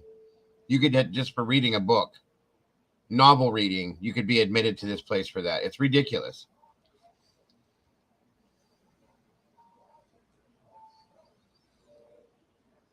Okay, Vincent. Sunstroke, superstition, and there are so many more. You see this list. There was even a closed ward for disabled veterans from the Civil War just because no one else wanted to take care of them. Now, let's talk a little bit about Trans Allegheny Lunatic Asylum's history and some of the gruesome things that happened there. The Trans Allegheny Lunatic Asylum was envisioned by Dr. Thomas Story Kirkbride. Obviously, as said before, he had good intentions in making the asylum the way it is. The grounds measure Basically, say, well, yeah, that's what it was. Mostly women, because back then men had total control over everything, which proved why so much stupid shit happened back then. I'll just put it that way. Um, we couldn't survive without women, in my opinion, and I don't know how we did for all these years. Should have happened a long time ago, but yeah, you could just drop people off, leave them, and not have to worry about anything. Thank you, Heather.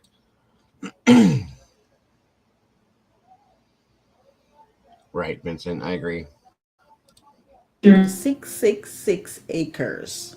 And the buildings covered 26.5 of those acres, with a number of rooms built to enhance the recovery of its patients. It even had a working farm, a dairy herd, Just stating a the water facts, reservoir, ma'am. and an ice plant because the good doctor wanted it to be as self sufficient as possible. In 1832, Dr. Kirkbride graduated with a medical degree from the University of Pennsylvania and did his residency at the Friends Asylum, a psychiatric hospital in the same state. While there, he saw how patients were nurtured and allowed to interact socially. They were not in any restraint or had to endure any barbaric treatment. He expounded on these practices and was later appointed the superintendent of the Pennsylvania Hospital for the Insane in 1840.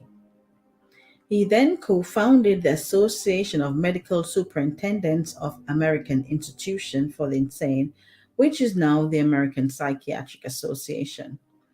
Having this authority, he stipulated that mental hospitals should have these necessities.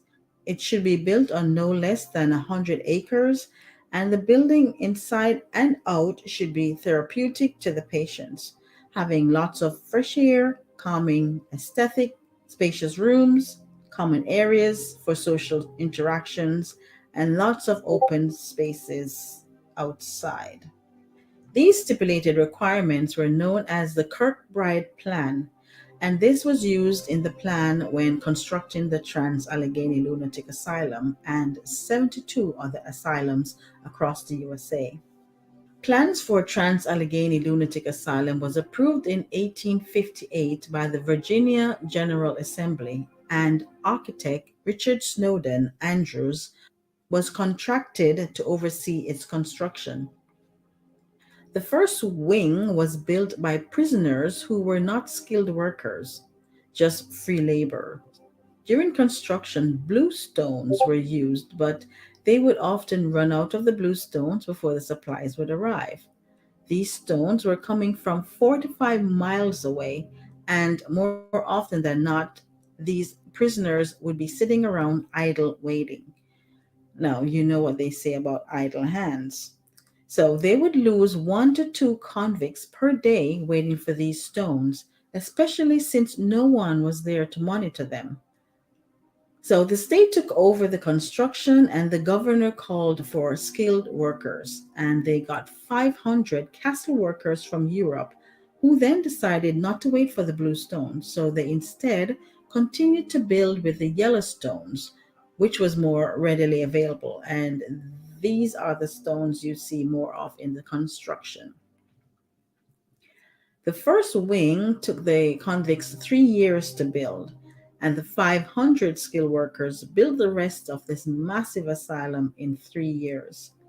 In the end, the asylum ended up with not only this massive, imposing building overlooking Weston, but with hospital wings where patients would be separated by diagnosis and treated as such.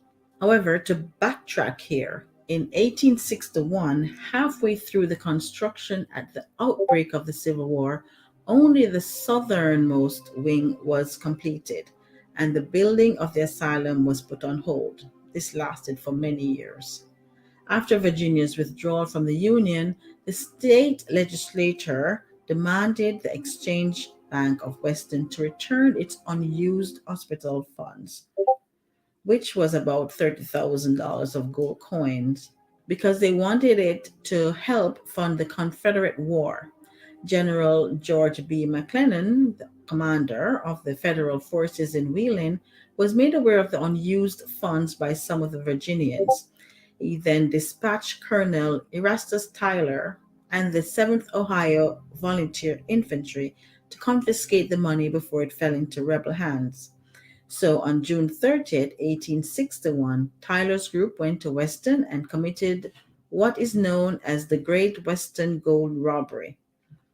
They stole about $27,000 from the bank, then set up camp on the asylum grounds.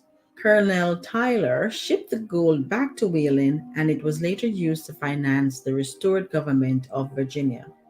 After all that, the construction of the asylum was restarted and was completed in 1863. And surprise, surprise, the first 9 patients were all women. They were brought in and was admitted for, now I will state the cause and then the form of insanity as they listed them. So patient 1, acute mania, no cause was listed. Just so you understand this, the meaning of acute mania per Google means, and I quote, an extremely unstable, euphoric, or irritable mood along with excessive activity or energy level, excessively rapid thought and speech, reckless behavior, and feeling of invincibility. So to continue. Patient 2, cause, domestic trouble, form of insanity, dementia. Patient 3, cause, grief, form of insanity, dementia. Patient 4, cause, ill health, form of insanity, acute mania. Patient 5, dementia, no causes listed. Patient 6, cause, heredity, form of insanity, dementia. Patient 7, cause, the war, form of insanity, acute mania. Patient 8, dysmenorrhea, the medical term for painful menstrual periods, which are caused by uterine contractions. They said this form of insanity was acute mania. Patient 9, cause, ill health, form of insanity. I don't know if you guys are catching these things. This is insanity. It really is. So they would put women in here because they had bad menstrual periods. I mean, this is ridiculous. Really ridiculous. Melancholia, which is another name for melancholy. Yep, that happened. And they were all admitted on the same day, October 22nd, 1864. It wasn't until 9 years later, in 1873, that a wing was opened for colored people. The hospital was built to hold 250 patients, but due to, in large part, people being dumped there for mostly illegitimate reasons, the occupancy rose to 300% Right, above Lisa. That's capacity. just crazy. They tried to fix this because in 1913 Scares they me that doctors restarted had license construction back then and they could and do these built things. several auxiliary buildings such as a geriatric center, a greenhouse, a morgue, and a tuberculosis sanatorium. Then in 1949, they constructed a building for the criminally insane, as you can see here behind the main building. But that didn't help because at its peak in the 1950s, Western State Hospital housed 2,600 people, more than 10 times the number it was intended to accommodate. Then things started to break down. The doctor to patient ratio got way out of hand. At one point, it went to 248 to 1. Patients became malnourished, and both the grounds and inside the hospital became unkept, leading to decaying conditions.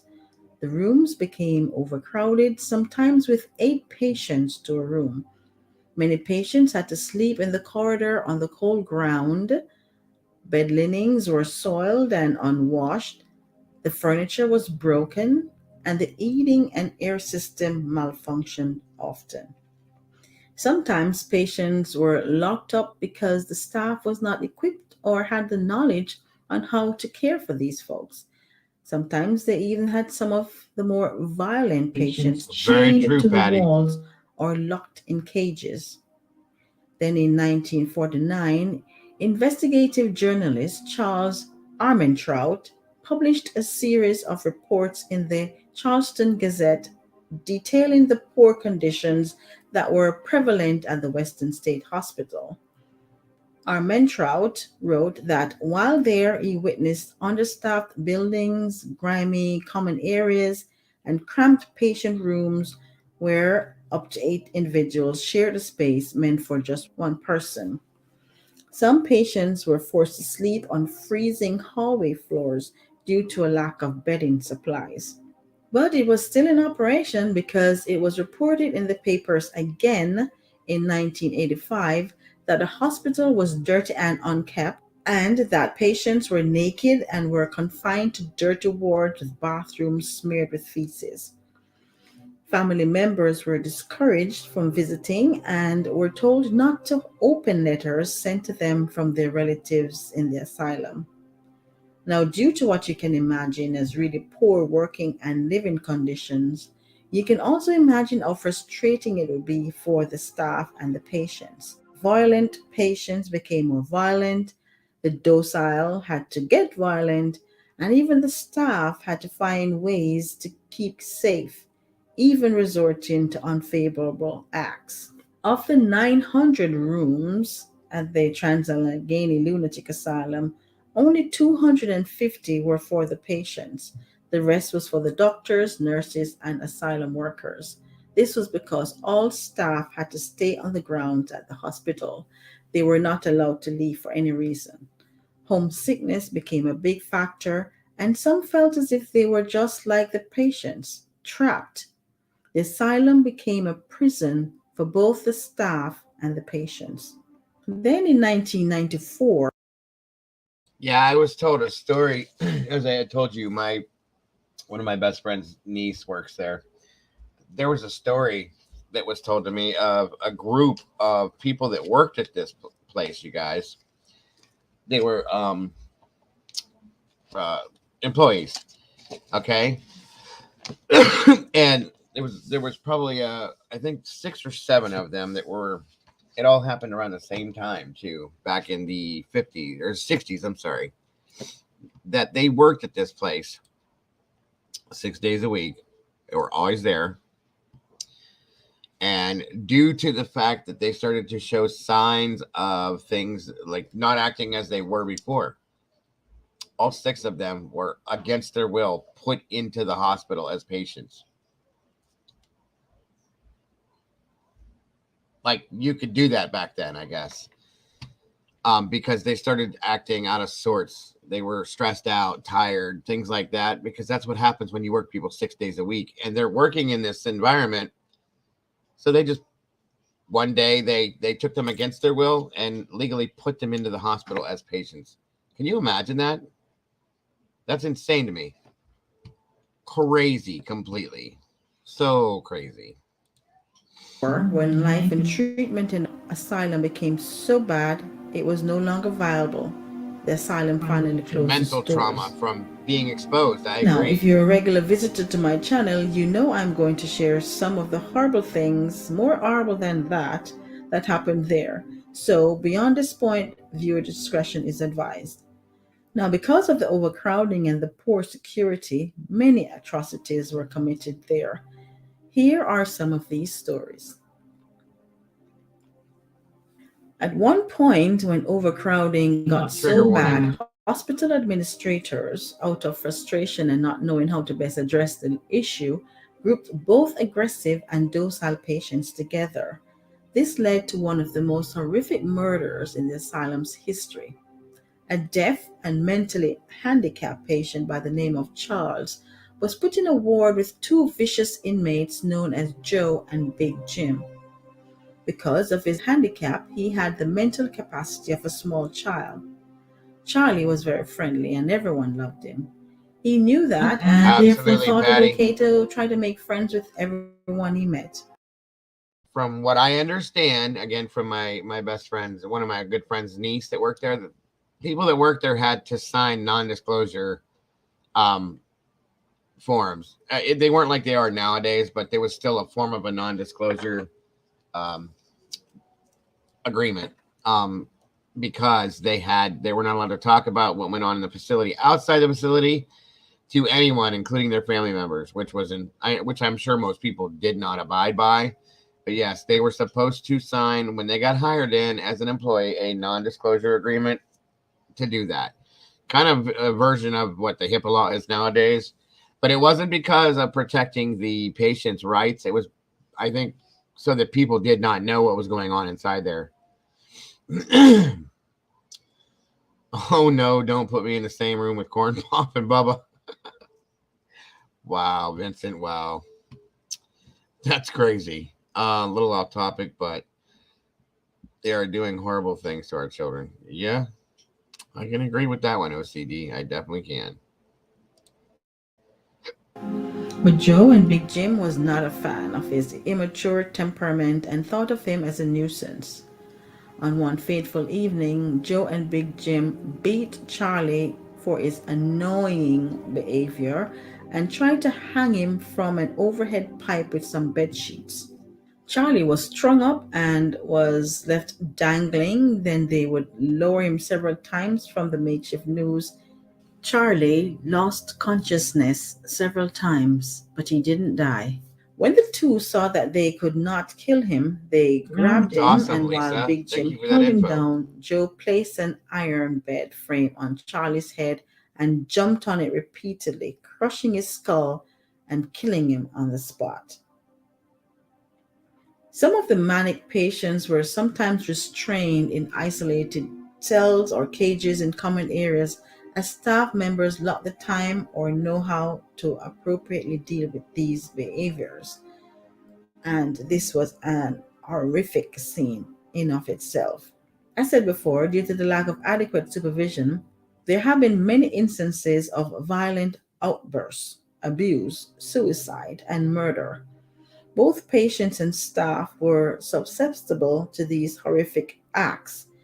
Female attendants had to endure constant physical and sexual harassment by the hospital's most aggressive inmates. One of these assaults resulted in the murder of a nurse by an unknown assailant.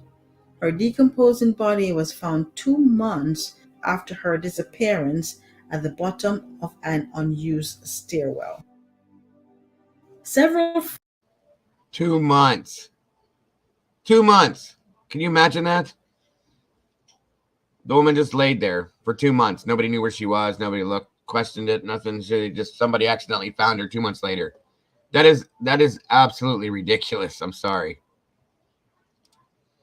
fires were set by pyromaniacs over the years, including one in October 1935 when one patient.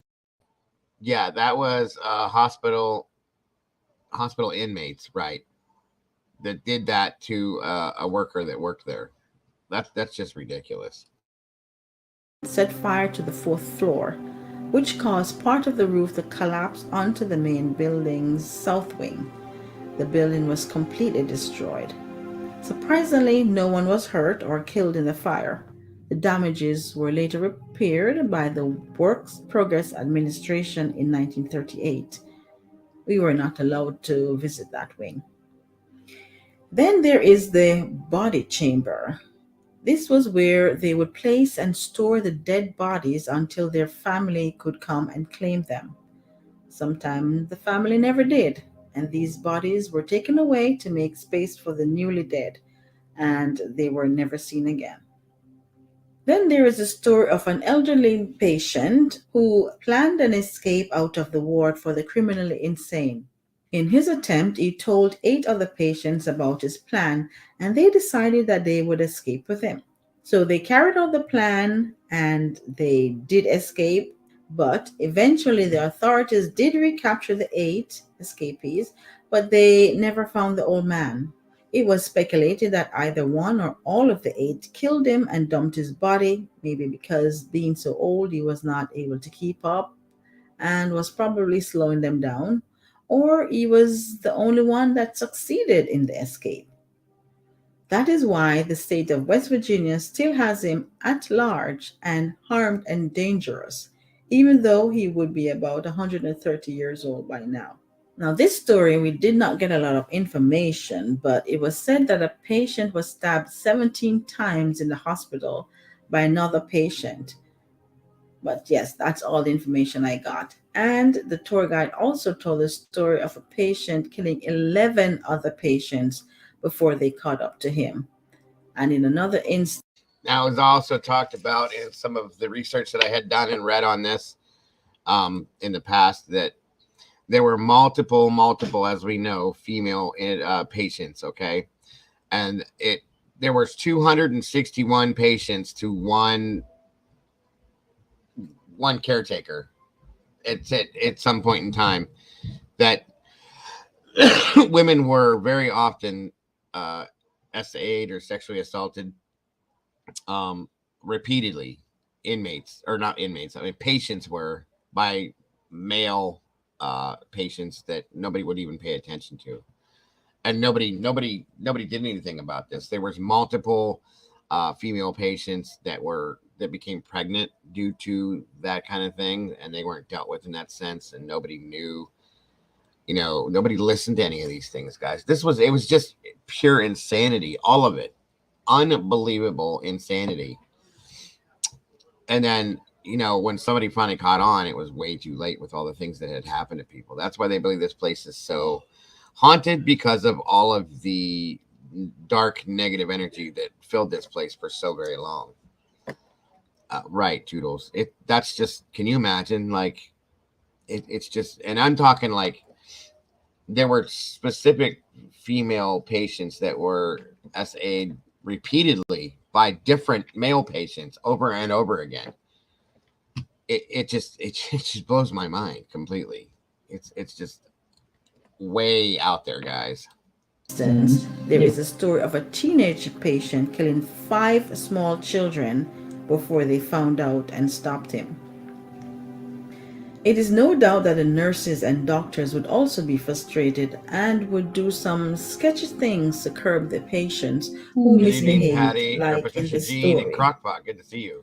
The male patients in the male ward were all allowed to smoke, and if at any time one of these patients would cause harm to any of the staff members, the rest of the ward would not be allowed to get their daily smokes.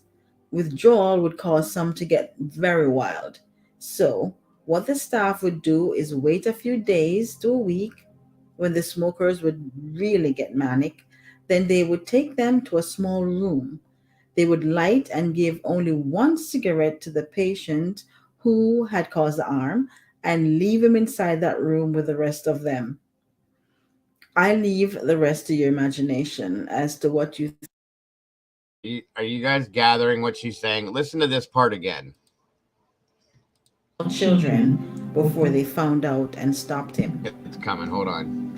It is no doubt that the nurses and doctors would also be frustrated and would do some sketchy things to curb the patients who misbehaved, like in this story. The male patients in the male ward were all allowed to smoke, and if at any time one of these patients would cause harm to any of the staff members, the rest of the ward would not be allowed to get their daily smokes. Withdrawal would cause some to get very wild. So, what the staff would do is wait a few days to a week when the smokers would really get manic, then they would take them to a small room. They would light and give only one cigarette to the patient who had caused the harm and leave him inside that room with the rest of them. I leave the rest to your imagination as to what you think would happen to him.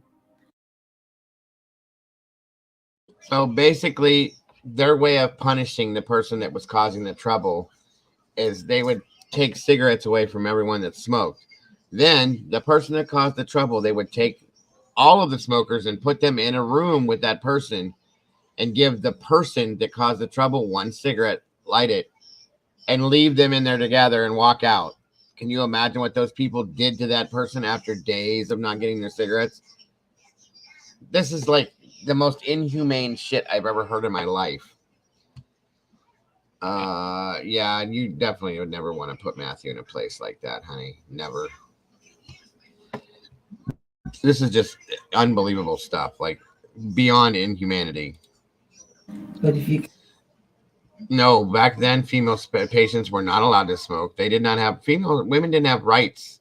Toodles, none. They did not have rights, which is it's just insane to me.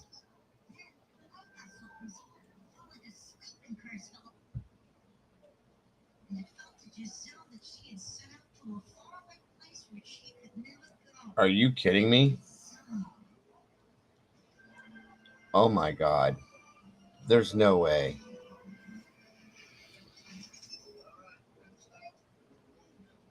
Oh wow, that is unreal. Well, I just found out one of somebody I really looked up to and one a huge fan of Josh Gates from Destination Unknown and all those shows was on that sub, guys. Oh wow, that's insane. Oh my God. No way.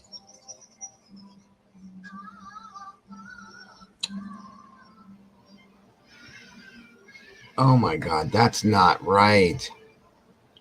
Josh Gates from Destination Unknown and all those other shows that he had was on the sub that disappeared. No way. That's insane. God, I loved him. And we're not even protected by the Geneva Convention, right? Damn, that's messed up. God.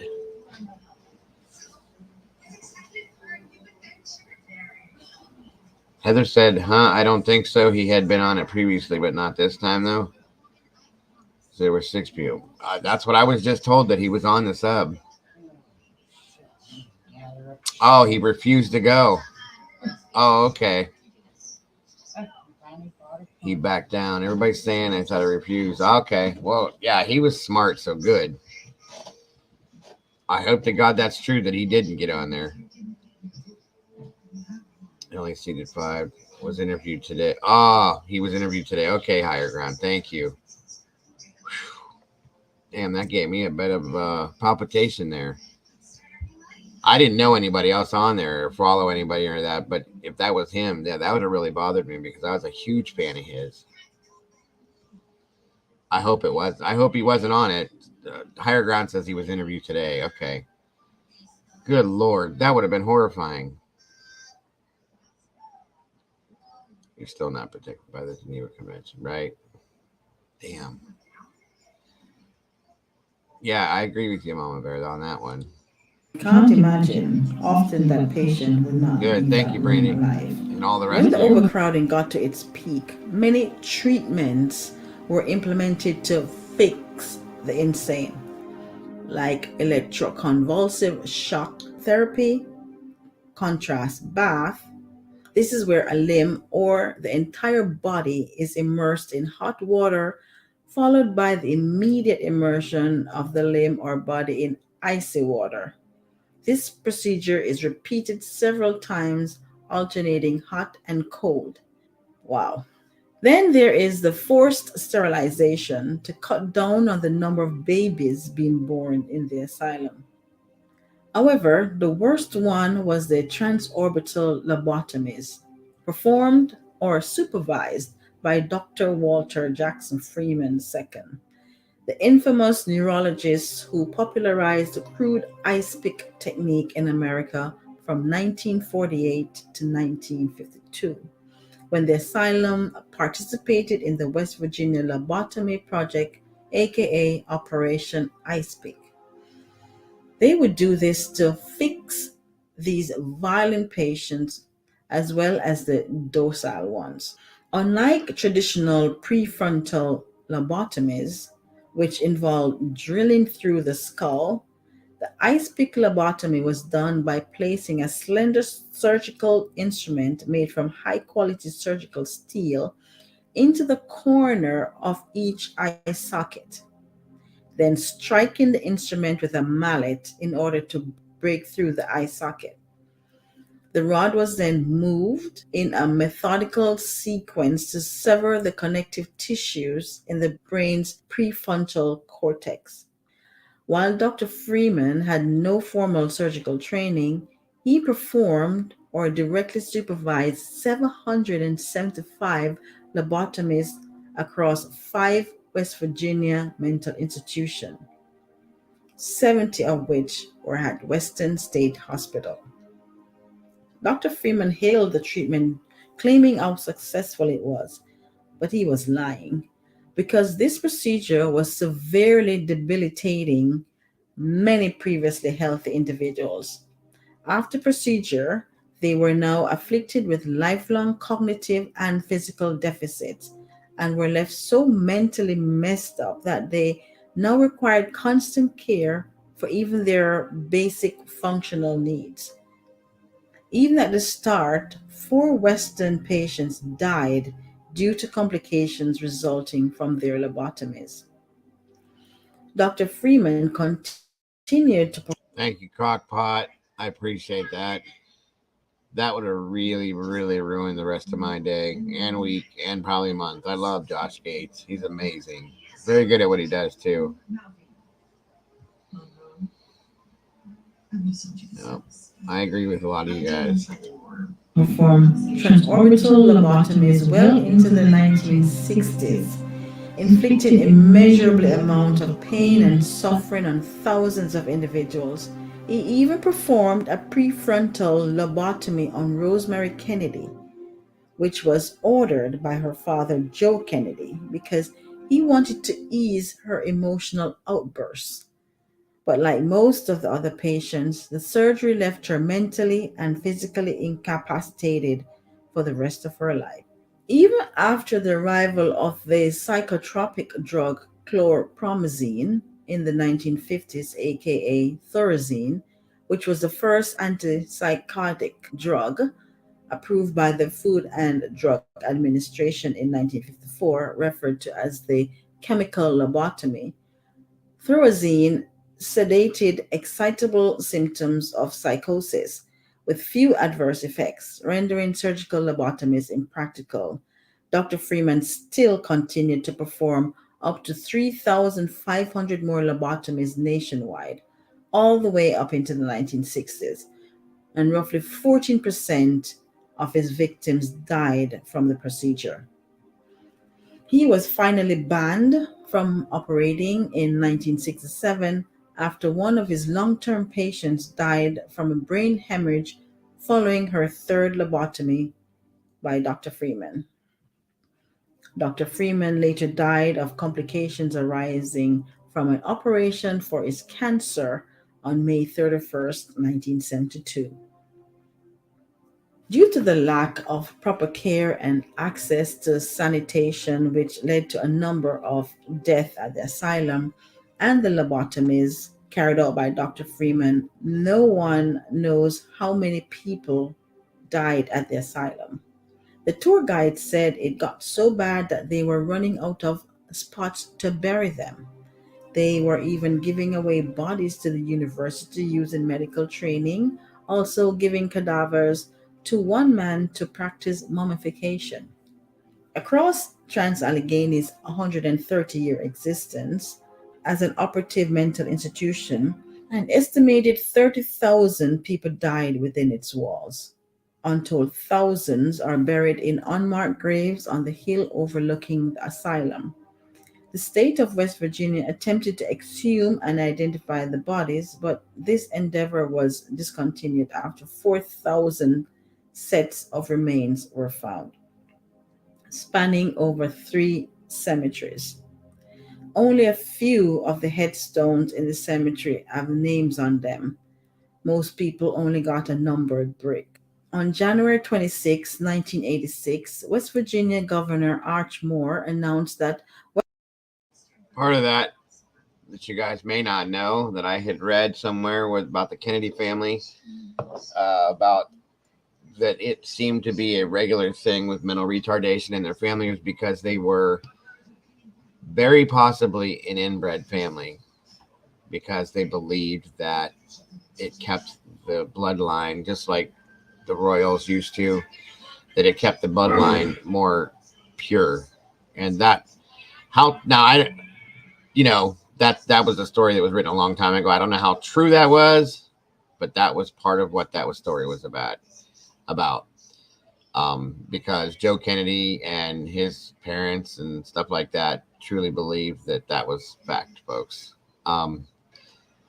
So that's, like I said, inbreeding was a big thing way back when to keep the bloodlines pure. So that's what they did. They would keep it in the family, guys, to say it in layman's terms. Ridiculous, very ridiculous. But that supposedly is why there was so much mental retardation that ran in the Kennedy family bloodline. To be honest with you. Western State Hospital had lost its distinction as a mental institution. So, for several years, the building was used as a prison while a new psychiatric hospital was constructed across town. Western citizens were upset with the closure of the asylum, which had been a major employer and community unifier for generations.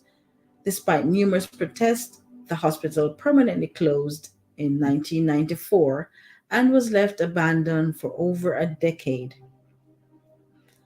One man who had spent 60 years of his life in the facility was in tears when he found out the building had to be closed. Yeah, Toodles. That's why if it a lot of people had noticed over the years, if you look at the Kennedy family, that they all appear to be they're so close to looking. There's such a strong like visual gene about their looks, all of them. Um, in fact, there was somebody that was even removed as a family, 2 or 3 times removed. Maria Shriver that married Arnold Schwarzenegger. She was a Kennedy, but you could look at her and see it. They all had that look, and that's what they're saying. That's why it was so strong, was because of that, which is it's kind of crazy. I can actually do some more research on that to find out if that's true. I'm sure it's probably been covered up because of who the Kennedys are, but that I definitely read that quite a while ago that was something that was true. Oh, absolutely, Vincent. This hospital was beyond a nightmare. Patient didn't want to leave his home. He died a few weeks later. Then, in the final destruction before the asylum was auctioned off back in 1999, all 4 floors of the interior of the building were damaged by several city and county police officers who went from floor to floor shooting paintballs, further damaging the decaying building. 3 of the officers were dismissed because of this. Many plans were made for the building over the years. Project developers wanted to turn the former asylum into a hotel and spa and even a hospital. But all of these plans fell through. Then in 2000, a museum about the American Civil War was opened inside the building, but it was closed shortly after because where they were located in the building, it was deemed a fire hazard. Then in 2007, the former asylum was bought by a businessman named Joe Jordan for $1.5 million. A year later, in 2008, he started removing the building's asbestos, which was something he knew how to do, doing his best to maintain the historic architecture. But renovating the entire building was proving to be very expensive, something his budget could not handle. So, his daughter Rebecca Jordan Gleason decided to make money by organizing concerts, holding meetings, dinner shows, historic tours, and ghost tours because they say the building is extremely haunted. This is how, and still is, how they are generating money for the renovation for the building and are still doing so to this day. We're at Trans Allegheny Lunatic Asylum, and more importantly, this one's a cool fact. The actual plot of land it's on is 666 acres with 13 buildings. One of the fascinating things, though, about this property is this 300-year-old tree. It has endured through the years, even getting struck by lightning, but it still stands tall on the lawn of the asylum. Well, folks, that is the story of the Trans Allegheny Lunatic Asylum. If you It is, everybody. That's it. That's the story behind the Trans Allegheny Lunatic Asylum. As you can all tell, it is absolutely horrific and beyond inhumane and just insane completely. It's hard to believe that people ever treated people this way. Do you know what I mean? It's one of those things that you just don't ever expect to see or hear about, to be honest with you, ever. So that is the story behind it. Yes, Miss Heather, you're welcome, and thank you all for bearing with my technical issues tonight. I'm so sorry about that. I always thought our great grandma exaggerated and it was just teasing us when she threatened to bring. Oh no, it's bad. It was always bad. Very bad. Yes, the Kennedys still look alike for sure. Well, thanks for your explanation. It makes sense to me. Absolutely. Guys, give me one moment. I'll be right back with you. And we'll close this up for tonight.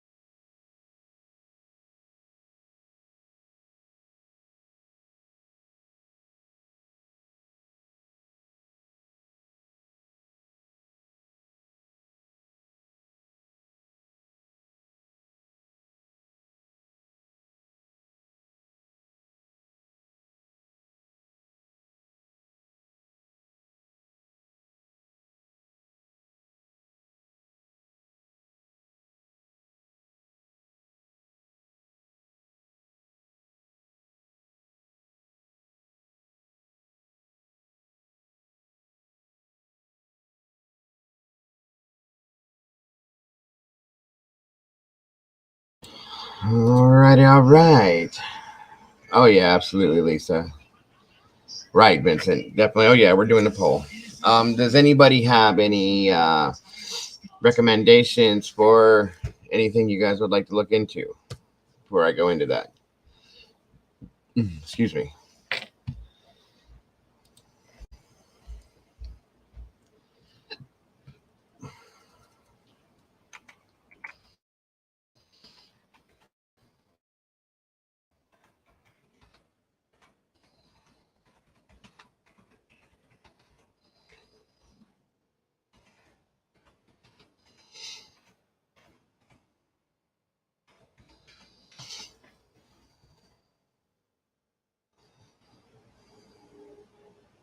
Oh, I agree, Vincent.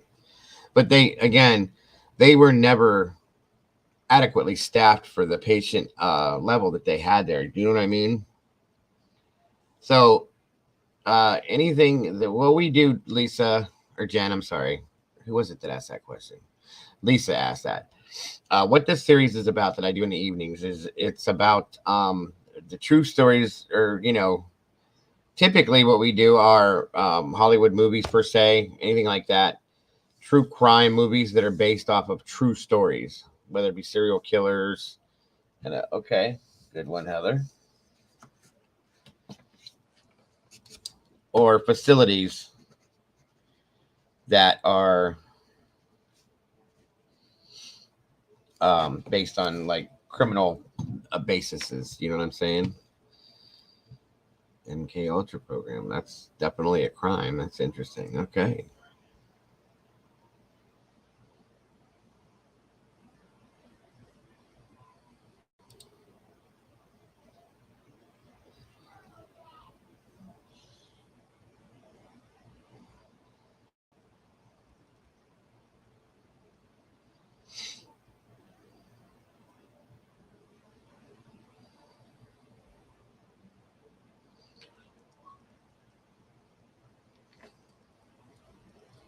All right, so we have American Crime, the MK Ultra situation. If I can find that. I think there was a movie that was put out. And there was also one I had kind of fitting if you guys are interested. There's a movie that came out. Do you have a Patreon? If not, you should think about starting when people can join for $1,000 a month. We could talk uncensored. Okay. I actually have one started. I never did much with it, Lisa, but being that you recommended that, I can set that up with no worries. So maybe I'll finish setting that up and running through the rest of it. I appreciate that, Lisa. Absolutely. Bohemian Grove. Okay. The movie, another one I was looking at. What is it called? Okay. Is one called, it's an older movie from the 70s called Serpico. It was about a police officer that, from an NYPD police officer that went, like, did this whole big deal about exposing police corruption, and it went through a whole bunch of shit over it. Very interesting movie story alone. And then can it be a place and not a facility, like Leakin? Leakin Park, Baltimore. That's actually got more of a paranormal basis to it, but we can look into that one. I've actually looked at that. So yeah, we can add that. Actually, we can add that to the list. That's a good one. Say wow, thank you. That place is crazy. So that seems to be a popular scenario. So let's throw that out first and see what we get on this one. Actually, we'll go with these two first, and I'll keep some of these for this coming week, guys. Wait a minute. 1 second, guys. I just made a mistake here. 1 second.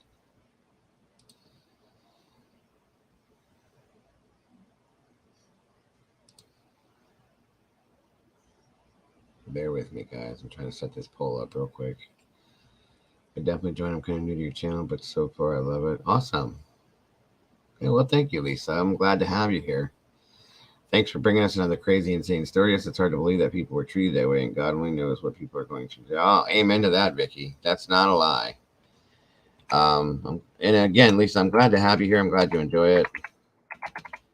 Like I said, it's just something a little different that we do in the evenings. Absolutely. Absolutely, Toodles. You are right. Absolutely correct. All right, guys. So we're going to vote first. The poll is up for Bohemian Grove is the first one that we're going to go with. And I think we're going to match that up with the the American Crime. That'll be the other one that we're going to vote on tonight and see which one wins. Then, as I say, we're going to cover all these. I have everything written down here. I have Leakin Park, Serpico, and the MK Ultra situation, which is a deep one. So for Monday, this is for Monday. For the Thursday of next week, then we can go into these here too. So, and we'll just catch them all up. Death row stories, last meals, last wishes, methods of unaliving people. Whoa, damn, Lisa. Okay. What do we got here? No Country for Old Men. That's a good one, Vincent. Yes.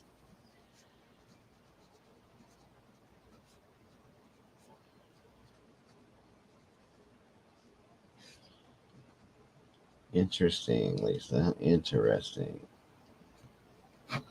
Thank you. You guys are on it. Well, I'm glad that you enjoy the channel, Lisa. I hope it just gets better for you and becomes a better experience. We do live stream during the day as well. I do that 5 days a week.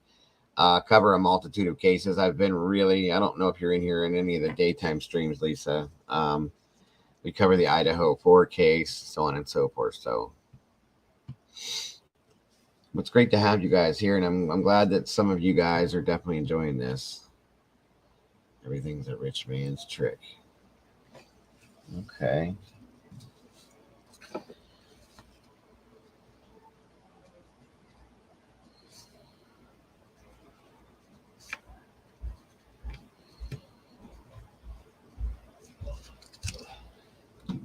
Thank you. Absolutely. Yes. It is a great story for sure. Make sure you're voting, folks. Make sure you're voting. Shattered Dimensions. Good to see you. Hope to see you tomorrow. I'll be live again tomorrow between 12 and 12:30 Eastern Standard Time. Folks, plenty to talk about, and I hope to see you there if you're taking off. Oh, okay. Good deal, Lisa. Good. I'm great to have you. It is so great to have you.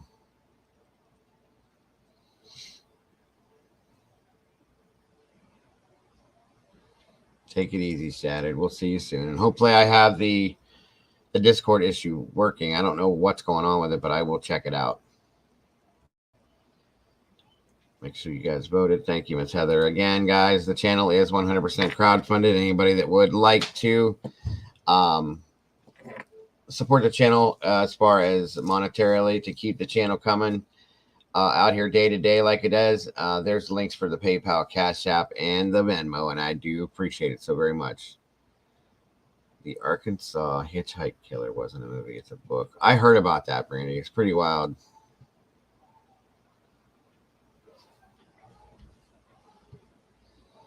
Okay, Patty. Hey, there's 39 people. Well, a lot of them are probably just watching, not in chat, Jen. That's probably why. That does happen. A lot of people will just watch without typing anything, and they'll just hang out. They call it lurking, I guess. But a lot of people do that without typing in the chat. We get a lot of that. So I got 61 likes, and there's 37 people, so we're not doing too bad. Rowdy always votes yes. What's up, Rowdy? Yes, Lisa. It did make me feel good, that's for sure. Well, it brought tears to my eyes. I'll be honest with you. That's a fact. But thank you for that comment. I appreciate that. There hasn't been anything new on that, Mojo. I was actually going to talk about that tomorrow. I'm sorry, Carolyn.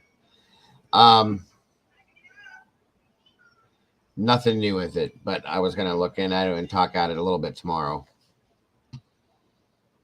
Yeah, you as well, Shandy. I'm a little tired today. You as well, Shandy. Please, with what you've just gone through, you definitely need to be getting rest. So please do that. I voted yes on the poll. I learned so much on your YouTube channel. Now that I'm older, I wish I had listened to more of his trial. Well, it's all good, Vicky. It's good. I'm glad that you're getting some kind of enjoyment of something out of it. That's what matters to me. That's what's important. Yes, Carolyn, I hope you do too, my dear. All right, guys, let's see. That should be good enough. It's not moving anymore, so I think everybody's done voting on it. All right, so Bohemian Grove is 75% said yes, 25% said no. Heavy Metal Rehab, you're lurking. That's all good. You were in here earlier, dear. It's no big deal. I've seen you here around here quite a bit, so I appreciate you. All right, now we got American Crime. Let's see here. And go for it. Start the voting. Let's see what we got.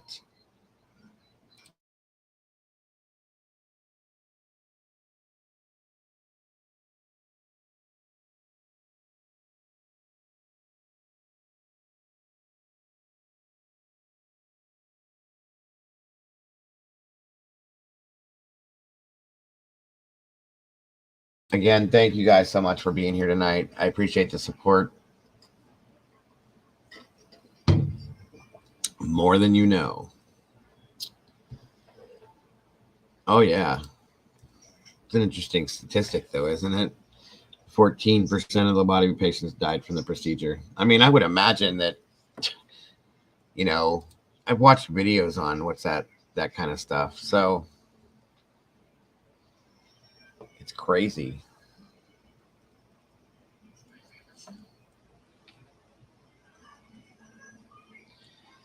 Thinking about after we get through these here, guys, 1 second here, Patty, that we're going to start doing the mob nights, okay, where we're going into all the way back to the 30s and 40s, where we're touching on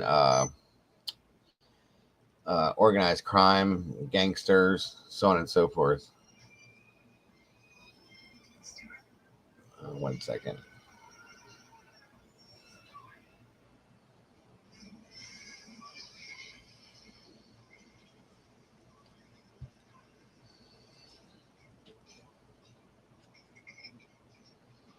You know what? That one I'm not really that familiar with, believe it or not. Heather, do you have any kind of an explanation about that one that you could give anybody? I'd have to look that up. I'm going to have to look it up anyway if it wins, but I don't know much about it. I've heard the name, never seen it though, believe it or not. Let's see if Heather can give us a description or an explanation as to what it is.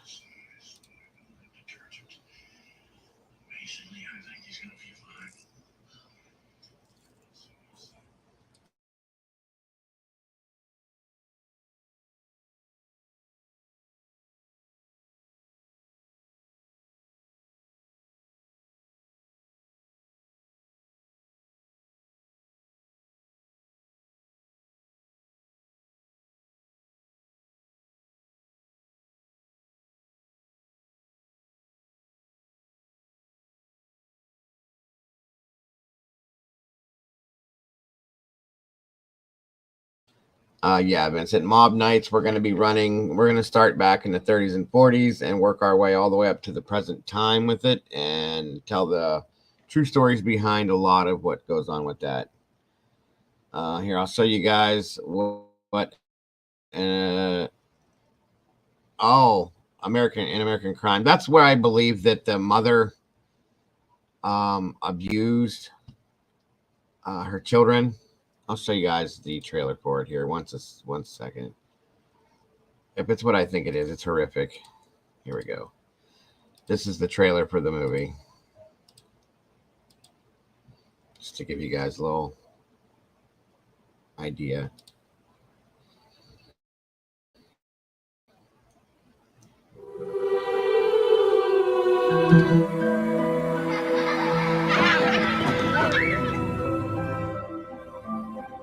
Why don't you leave Sylvia and Jenny here with me? I got 6 kids. 2 more won't make a difference. $20 a week and you won't have to worry. I want you all upstairs.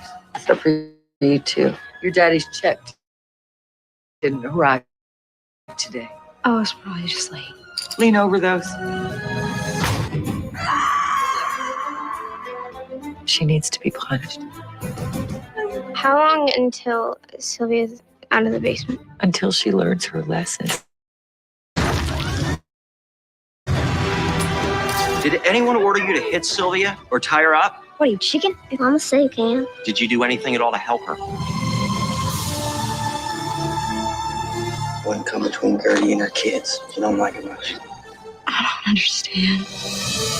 Why did you do it? There are things in life we have to do, whether we like it or not.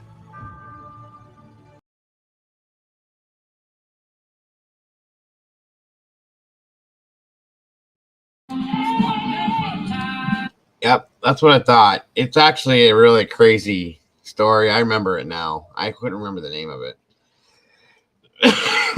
So there's that one. And it is a really good movie. It's horrific and crazy, but it's a good movie. Sorry, guys. All right. Did any of you guys watch the Natalia Grace story? Oh, yeah. We did that one in here, Lisa. It's based on the movie Orphan. We covered that one about a month ago. Pretty wild, too. We have a whole bunch of them we've done already, so. All right. We got everybody voting on this one. It's definitely a crazy story, though. Both of them are that we've talked about tonight. Yep. That's right. Very harsh, Heather. I agree. It was hard to watch towards the end, especially when we watched it. I was mad. I wanted to grab that woman by her throat. All right, let's check this poll here and see what won. We had Bohemian Grove. Looks like Bohemian Grove won. Okay. Not by much, but it did. 83% to 16 for this one. So this one will be on the list for the next one, I guess. Did that 60,000 people died? 30,000. It was over 30,000, Vincent. Girl Next Door. Right. Yeah, I know what you're talking about, Brandy. All right, guys. So why can't I say this tonight? Bohemian Grove is your homework if you guys should choose to accept that. If not, I'll be telling you the true story behind it. Read that book when I was a teen. It is very much so, Heather. You are correct. For Monday night, we're covering the true story behind the movie Bohemian Grove. And again, we'll be voting on probably covering an American Crime here pretty soon, too. So there we go. Good stuff. Does anybody have any questions or comments or anything you guys wanted to throw at me tonight before we shut this down? At all? Once again, I appreciate you guys joining me for this tonight so very much. It means a lot to me. I really enjoy doing these nighttime streams and hanging out with you guys. Like I said, they're a little more personable. We can kind of hang out. 83%. What did I tell you guys that the first one was? I thought the first one had a bigger ratio. Let me go look. So, oh, you're right. Oh my God, I had it backwards. All right, I'm sorry. I got it wrong. An American Crime. Thank you for checking that, Brandy. I'm tired, folks. I'm really tired. Sorry. Is the winner for tonight then. So for Monday night, An American Crime it is. Check the movie out if you haven't seen it. I just showed you the trailer part, so it's a good thing. That worked out. And sorry for that, folks. Yoy, I need some sleep. Absolutely. You guys are absolutely amazing. Thank you so very much once again for joining me tonight. And also for just being who you are, guys. Don't forget to love yourselves, love each other. I will see you guys tomorrow at right, CL, at between 12 and 12:30 Eastern Standard Time. It should be another great show, as always, as it always is when you guys are involved. That's a fact, guys. So I love you guys absolutely to death, each and every one of you guys. Thank you again for the support that you give this channel and just for being you. And that being said, guys, have an amazing night. I'll see you on the other side. Bye-bye now.